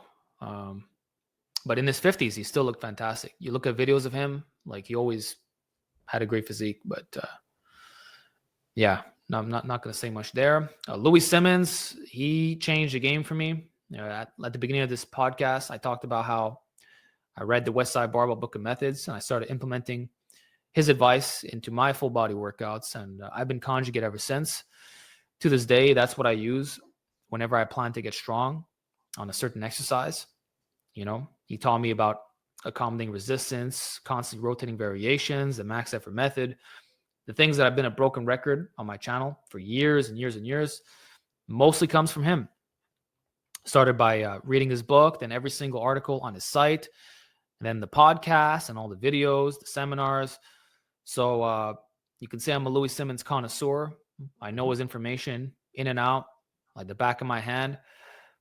And a lot of future programs that you're going to see from me, again, it's going to be inspired straight from him. Like conjugate calisthenics. I'm one of the few guys training in this way to pull up elite numbers on the pull up and dip and other movements, you know. I'm the reason why I have such this crazy general strength is because I applied his information, you know, and why I'm not injured either, because the original West Siders, like super back in the day, they did have like a lot of injuries, and Louis Simmons was able to observe that and fix these problems. So by the time that I got into learning his material, and he was still alive at the time, like this was the most refined version of the system. So I didn't have to experience the injuries that Dave Tate and all the other guys went through. You know, I got to see the perfected version from day one when it was starting to become less popular, actually. And I worked it in, you know. Nice. I worked it in the Alpha Body, naturally enhanced. Nowadays, like I love the conjugate system. It's so fun. You never get bored of it. It's perfect for guys who have workout ADHD. Louis Simmons is the absolute man. And then on to end off here, we got legendary Steve Reeves, arguably the most aesthetic physique we've seen from the silver era, and maybe of all time, maybe the best bodybuilder of all time. That's what Arnold has said. I mean, that photo speaks for itself. Just look at that classic. He looks like freaking Superman, you know? Yeah, definitely. Like with the wide look, you can see what I mean with the X taper. It's not. He doesn't have these massive quads that extend way past his hips. They're big. They're big. Like his legs are big. Yeah, they're and super they're jacked. not over the top. No, it's not excessive like we see today. Even John Grimmick was not like that, which you see in the top left. Mm-hmm. And but what Steve does have are these impressive diamond big calves. And his ratio, I believe, was that your calves had to be the same size as your upper arm, and also your neck had to be the same size as your upper arm. You know, so all those three areas were in proportion. And Steve Reeves did not maximize his muscular potential on purpose because he had his own physique ideal.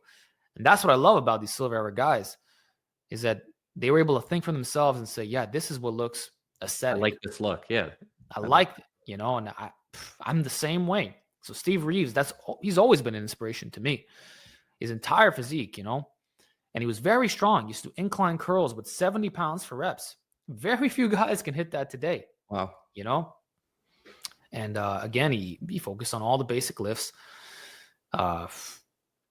Incredibly aesthetic. Like, this is the ideal physique. Absolutely. You know, the only area you could say he was lacking in was his straps, but I think he did that on purpose. Yeah, you know? I think he did that on purpose too.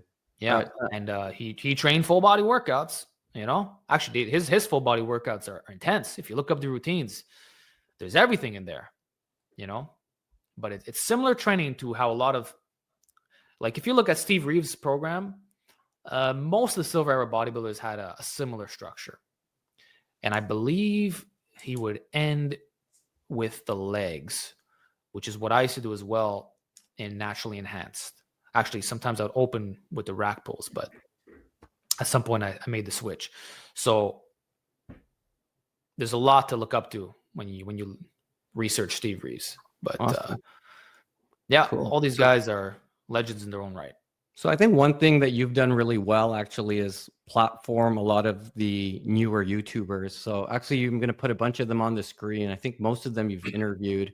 Maybe you can just tell me either why you interviewed them or why their channel is good, if you think they're good. Sure. It's the best. All right.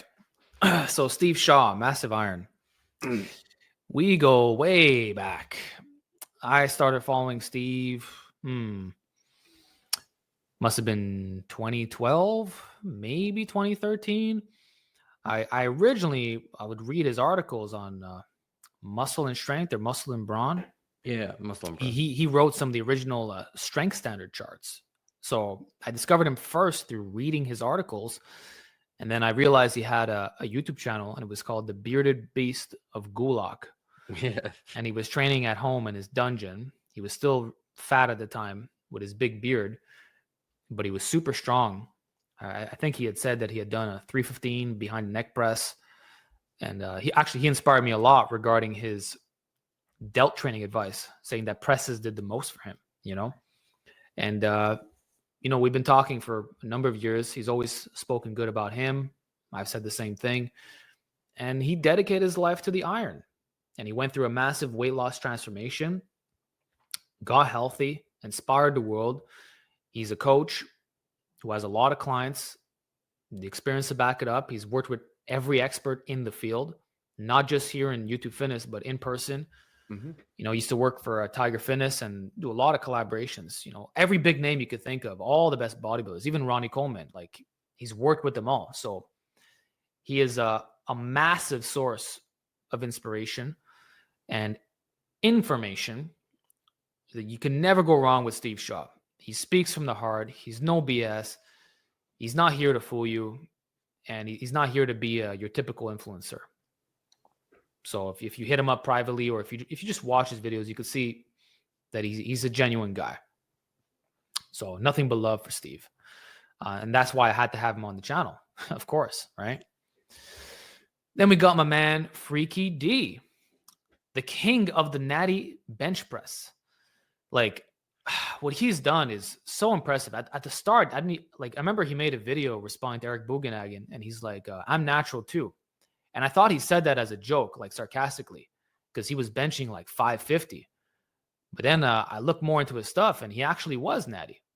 And the feats of strength that he put up, I can't wrap my head around it, but it does make sense if you think about it, when you weigh that much and you train properly, right? And he actually benched 405 in his first year. So, we had some mini beef back in the day, when I used to do the rack pulls and I was young and dumb, but he always came at me from a place of love, and he wanted me to be better. So it was constructive criticism. It wasn't hating. There's a difference between the two. Yep. And, I had to have him on the channel because, number one, that whole thing was squashed, and we learned a lot from each other, and we both became better lifters. And look at his physique when he lost all that weight. Just goes to show that the bench press does work your chest. And even if you bulk, when you lose the body fat, you retain most of the strength. So he can still bench 440. It's not 550, but that's, considering how lean he got after that point, it's very impressive. And he's doing this as an older lifter as well, in his late 30s. So that also shows that you can continue to get stronger as you age. You don't have to fall victim to the natty limit or TRT thing that everyone's doing now, so young. And he's continuing to get better. And he's doing so while having a family. So there's no excuses. This is what could be done at a very high level. And that's what I'm all about. Who are the best natties? Let's put them on my platform. And he's definitely one of them. And then we got my man Faz Lifts. So Faz has actually been a supporter of my channel since the very beginning. I probably had less than 1,000 subscribers at the time. Wow. Yeah. So I really appreciate that.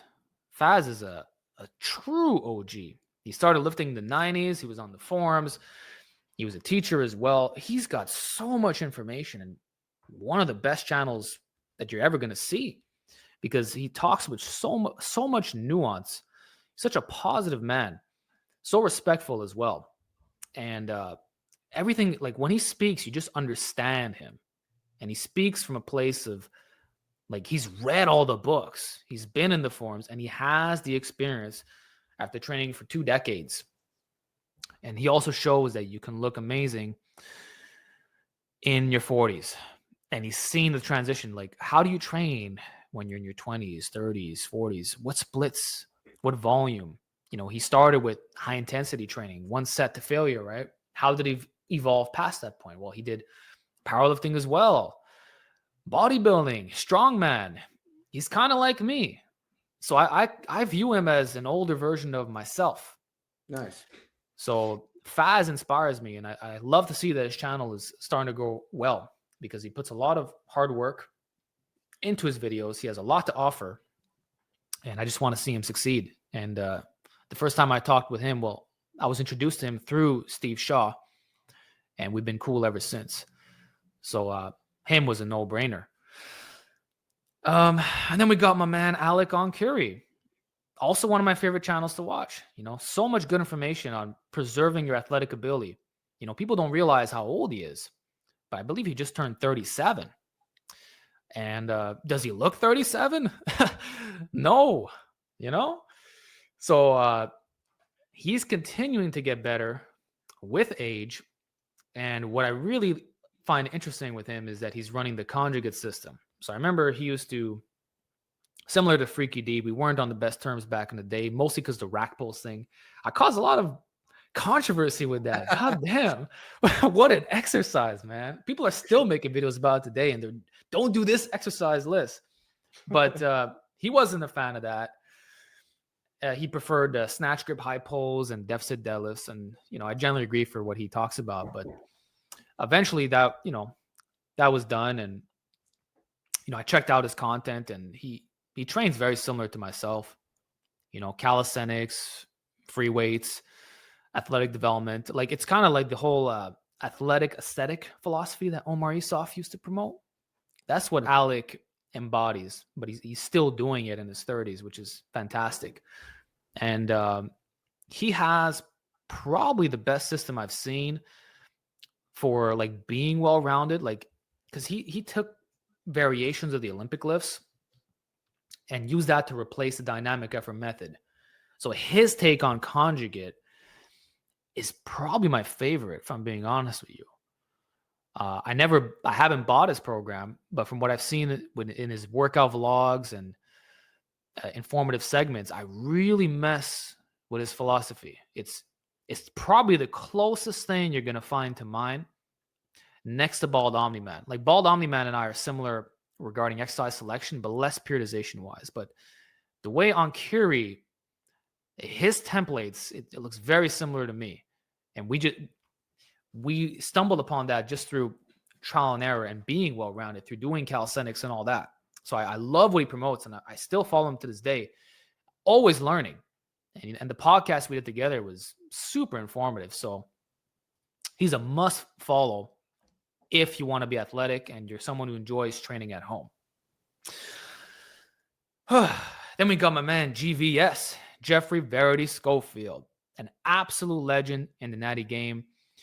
He has shaken this industry, showing that you can be big and shredded at the same time, doing so without being obsessed about your macros either, and showing us the path to limb dominance and lightening. He has the best arms in the Noble Natty crew. And although you could say there's a genetic component in that, the training methods speak for themselves. If you want to learn how to build a thick, juicy, meaty, long head, you got to watch GVS. He has all the tips that you need to fulfill your genetic potential, whatever that may be. His arms are closing in on 19 inches. I believe they're 18.75. And he is incredibly strong at these isolation lifts.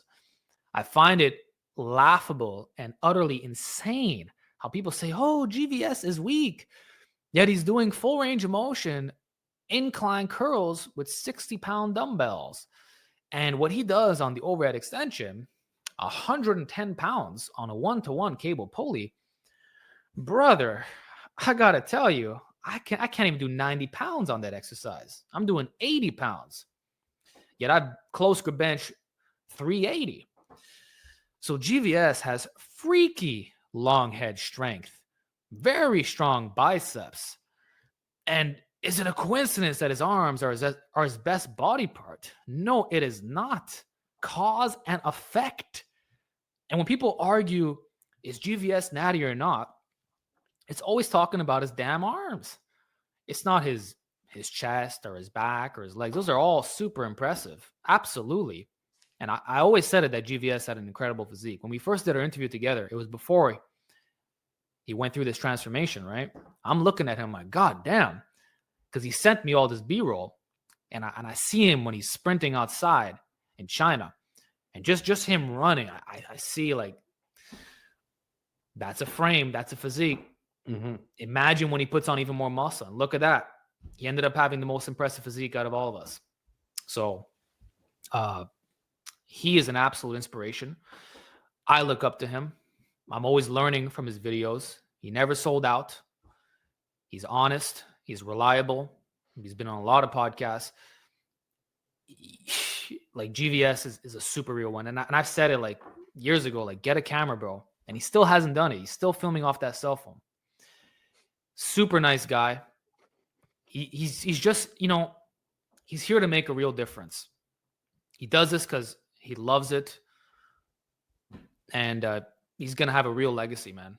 People are going to look back on GVS like, wow, this man changed my life in a super positive way. So I have nothing but respect for this man. He is an absolute legend in every way. And I think he's done so much for this community. So bless you, brother. Truly. Over here, we got my man, Bald Omni-Man. So out of all the Noble Natties, I would say that our training philosophy aligns the most in terms of exercise selection and strength. We're the most similar in terms of what we can display performance-wise. However, he's officially bigger than me. In the last 2 years or so, he's definitely made more progress, and he's looking massive. Like he's even got striated pecs without being as lean. He's got the big delts. He's chasing that 315 AD press, benching 315 for reps on the Omni bar. Omni bar, his latest creation, which I recently bought to support him. Fantastic. Definitely an upgrade over the original arch nemesis. And Paris Butler, that's his name. He's an authentic person who essentially came from nothing. So he's humble. Even when you meet him in person, he's the most similar to, like, how he's a fan of Berserk, and you can kind of see that with his tattoos. Even personality-wise, he reminds me of Guts. Like he lives this kind of lifestyle and he has a background playing RPG games, like Final Fantasy. So he views lifting as an RPG where you're always leveling up your character, your stats, right? So he's always addressing like, what can I improve upon? And in RPGs, the grind is long. And so is the natty game, right? Of lifting. So that's why he's not worried about natty limits. And he said that was the first thing he said with our podcast. First, let me announce that there's no such thing as the natty limit. And look how far he has continued to progress. So, and Paris and I go way back. He's been commenting on my videos since 2017, at least from what I remember, but it might have been even before that. And he's only progressed since then. So we have very similar training experience. We're about the same age. We both love anime. You see him in that photo, rocking the shades. He made that cool again. I love his little compilations that he's doing recently. Just a genuine, nice person who is the jack of all trades. Excels at weighted pull-ups. He's loving the dips. He kills it with all the free weighted stuff, even the machines. Like there's nothing this man can't do in the gym. And he's jacked as hell. Even more so now. So, yeah, obviously him, I had to have him on the channel. And I'm glad I did, He's a friend of the channel. He's a friend of mine. Nothing but respect. Then we got Basement Bodybuilding. He is the man who successfully took down the Spider Physique. And the reason why I put Basement on my channel in the first place is because I saw a younger version of myself. His story, I don't want to say it almost brought me to tears, but it was the same as mine, that he got bamboozled into following a power building advice, getting a super strong squat, bench, and deadlift. And then his arms were stuck at 16 inches. Oh, man, do I feel you? Because I had the same measurement. And then what is this? His name is Landon. What does he do? He comes out with the road to 18 inches and he does it. And he documents the journey. Respect. And of course, leading up to that point, he was already discussing his philosophy And it was so nuanced. I'm like, wow, you are one hell of a critical thinker. So he's laying the groundwork. You could see the buildup. He's saying that, these are the problems with the philosophy you're currently following. These are the things you could do to make it better. And most importantly, I'm going to prove it to you. And he did. So he has a wealth of information regarding bodybuilding advice.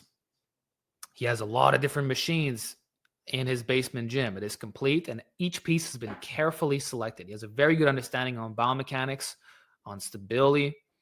And what's cool about him is that he is, like, I would say his numbers are elite, but he doesn't care about it. To him, it's just, I'm big. I'm big because, hold on, because he likes to be wordy with this. I'm strong because I'm big. I'm not big because I'm strong. Progressive overload is not the driver of hypertrophy. It's only evidence that hypertrophy has already taken place. So he's the one who made that switch popular. Okay. And that's what he embodies. Like, he can do a 315 Smith bench for reps. Like, we're lifting a similar amount. Guaranteed. If we did like a powerlifting specialization phase, probably this year he could bench 405 raw. Because he's objectively strong at all these lifts. He does JM presses with over 225 for reps. I've yet to do that. The max I've done is 205, And he's strong at all the arm isolations. I think he does preacher curls with a 115 full range of motion, like super strict, but it probably even gone heavier than that. Yeah, I can go on, but if you watch his Road to 18 Inches series and all of his informative segments, you're going to see that they're very well thought out. And what's cool is that he doesn't have to script everything that he does. A lot of stuff I do is scripted these days, but with him, he's just so smart and so, like, he can just come up with these ideas at the top of his head that he could just give it to you one go without stuttering. And it's impressive. It's impressive to see that. I respect men who can speak for like 20, 30 minutes straight and there's no hiccups. It's just boom, boom, boom, information. Like, that's how you know that he knows what he's talking about. So him was an absolute no-brainer, and he's still one of the best sources for information. And then to end off, natural hypertrophy, probably the man who united the noble natty community. You can credit a lot to him. It would either be a tie between him and Paris Butler, but he is a French badass that I can relate to on a lot of levels regarding his background. And what's cool is that he gives not only fitness advice, but also philosophy. And whenever people ask me, like, where can I learn about this information, I just direct them to natural hypertrophy, because he has these deep dives that go on for like 2 or 3 hours. And what's crazy is that if you look at his original videos that he used to post, again, just like basement bodybuilding, but this time amplified, he's able to speak nonstop, almost like it's an essay. He's making an essay on the spot, and he doesn't waver. He's so sharp. Like, for me to do videos like he does, you would see all kinds of cuts, But he's able to just talk, and he's articulate. What a gift. And I believe he's done some teaching as well. But for me to get even to a fraction of that level, like, that's where I would say I'm at. And it took me damn near a decade to do so, of making YouTube videos. And he comes in, like, not even after a year, just boom, deep dives on hypertrophy, philosophy, all these topics. So he's super intelligent. And that's why he's created his own private thing, which I can only imagine the quality on that. Probably similar, but more edited and all that. But, he's just a super smart guy. And he also doesn't believe in the natty limit. He's the one who made me realize it doesn't actually exist. Because back then, I used to say, like, the ultimate accomplishment is when you hit the limit. And then you got him saying, well, you never will. and that your physique will actually get better as you age. And then I started looking back at the silver era guys who inspired me, and I'm seeing like, yeah, they did get better with age. A lot of them like peaked in their 40s, certainly John Grimmick, right? But it was never in their 20s. It was never after 5 years of lifting. It was always later in life. And I just love the nuance that he brings to his channel. He makes you think, he makes you reflect. And we have very good chemistry if you watch our podcast together. He's fun. Again, I can keep complimenting him all day about his intelligence, but I really respect him. And I think his name, Natural Hypertrophy, is super appropriate. And he's the one who made all of us really come together. And so I had to have him on the channel and would love to do so again. So that's about it. I think that's a good rundown of all these men. Awesome, man. I really appreciate that. Alex, where can everyone find you? Thank you, Varun. Everyone can find me on the Alex Leonidas YouTube channel and on my Instagram, Alex Leonidas Official, and my website, which is the same name. Awesome, man. Thanks for your time as always. Thank you for yours.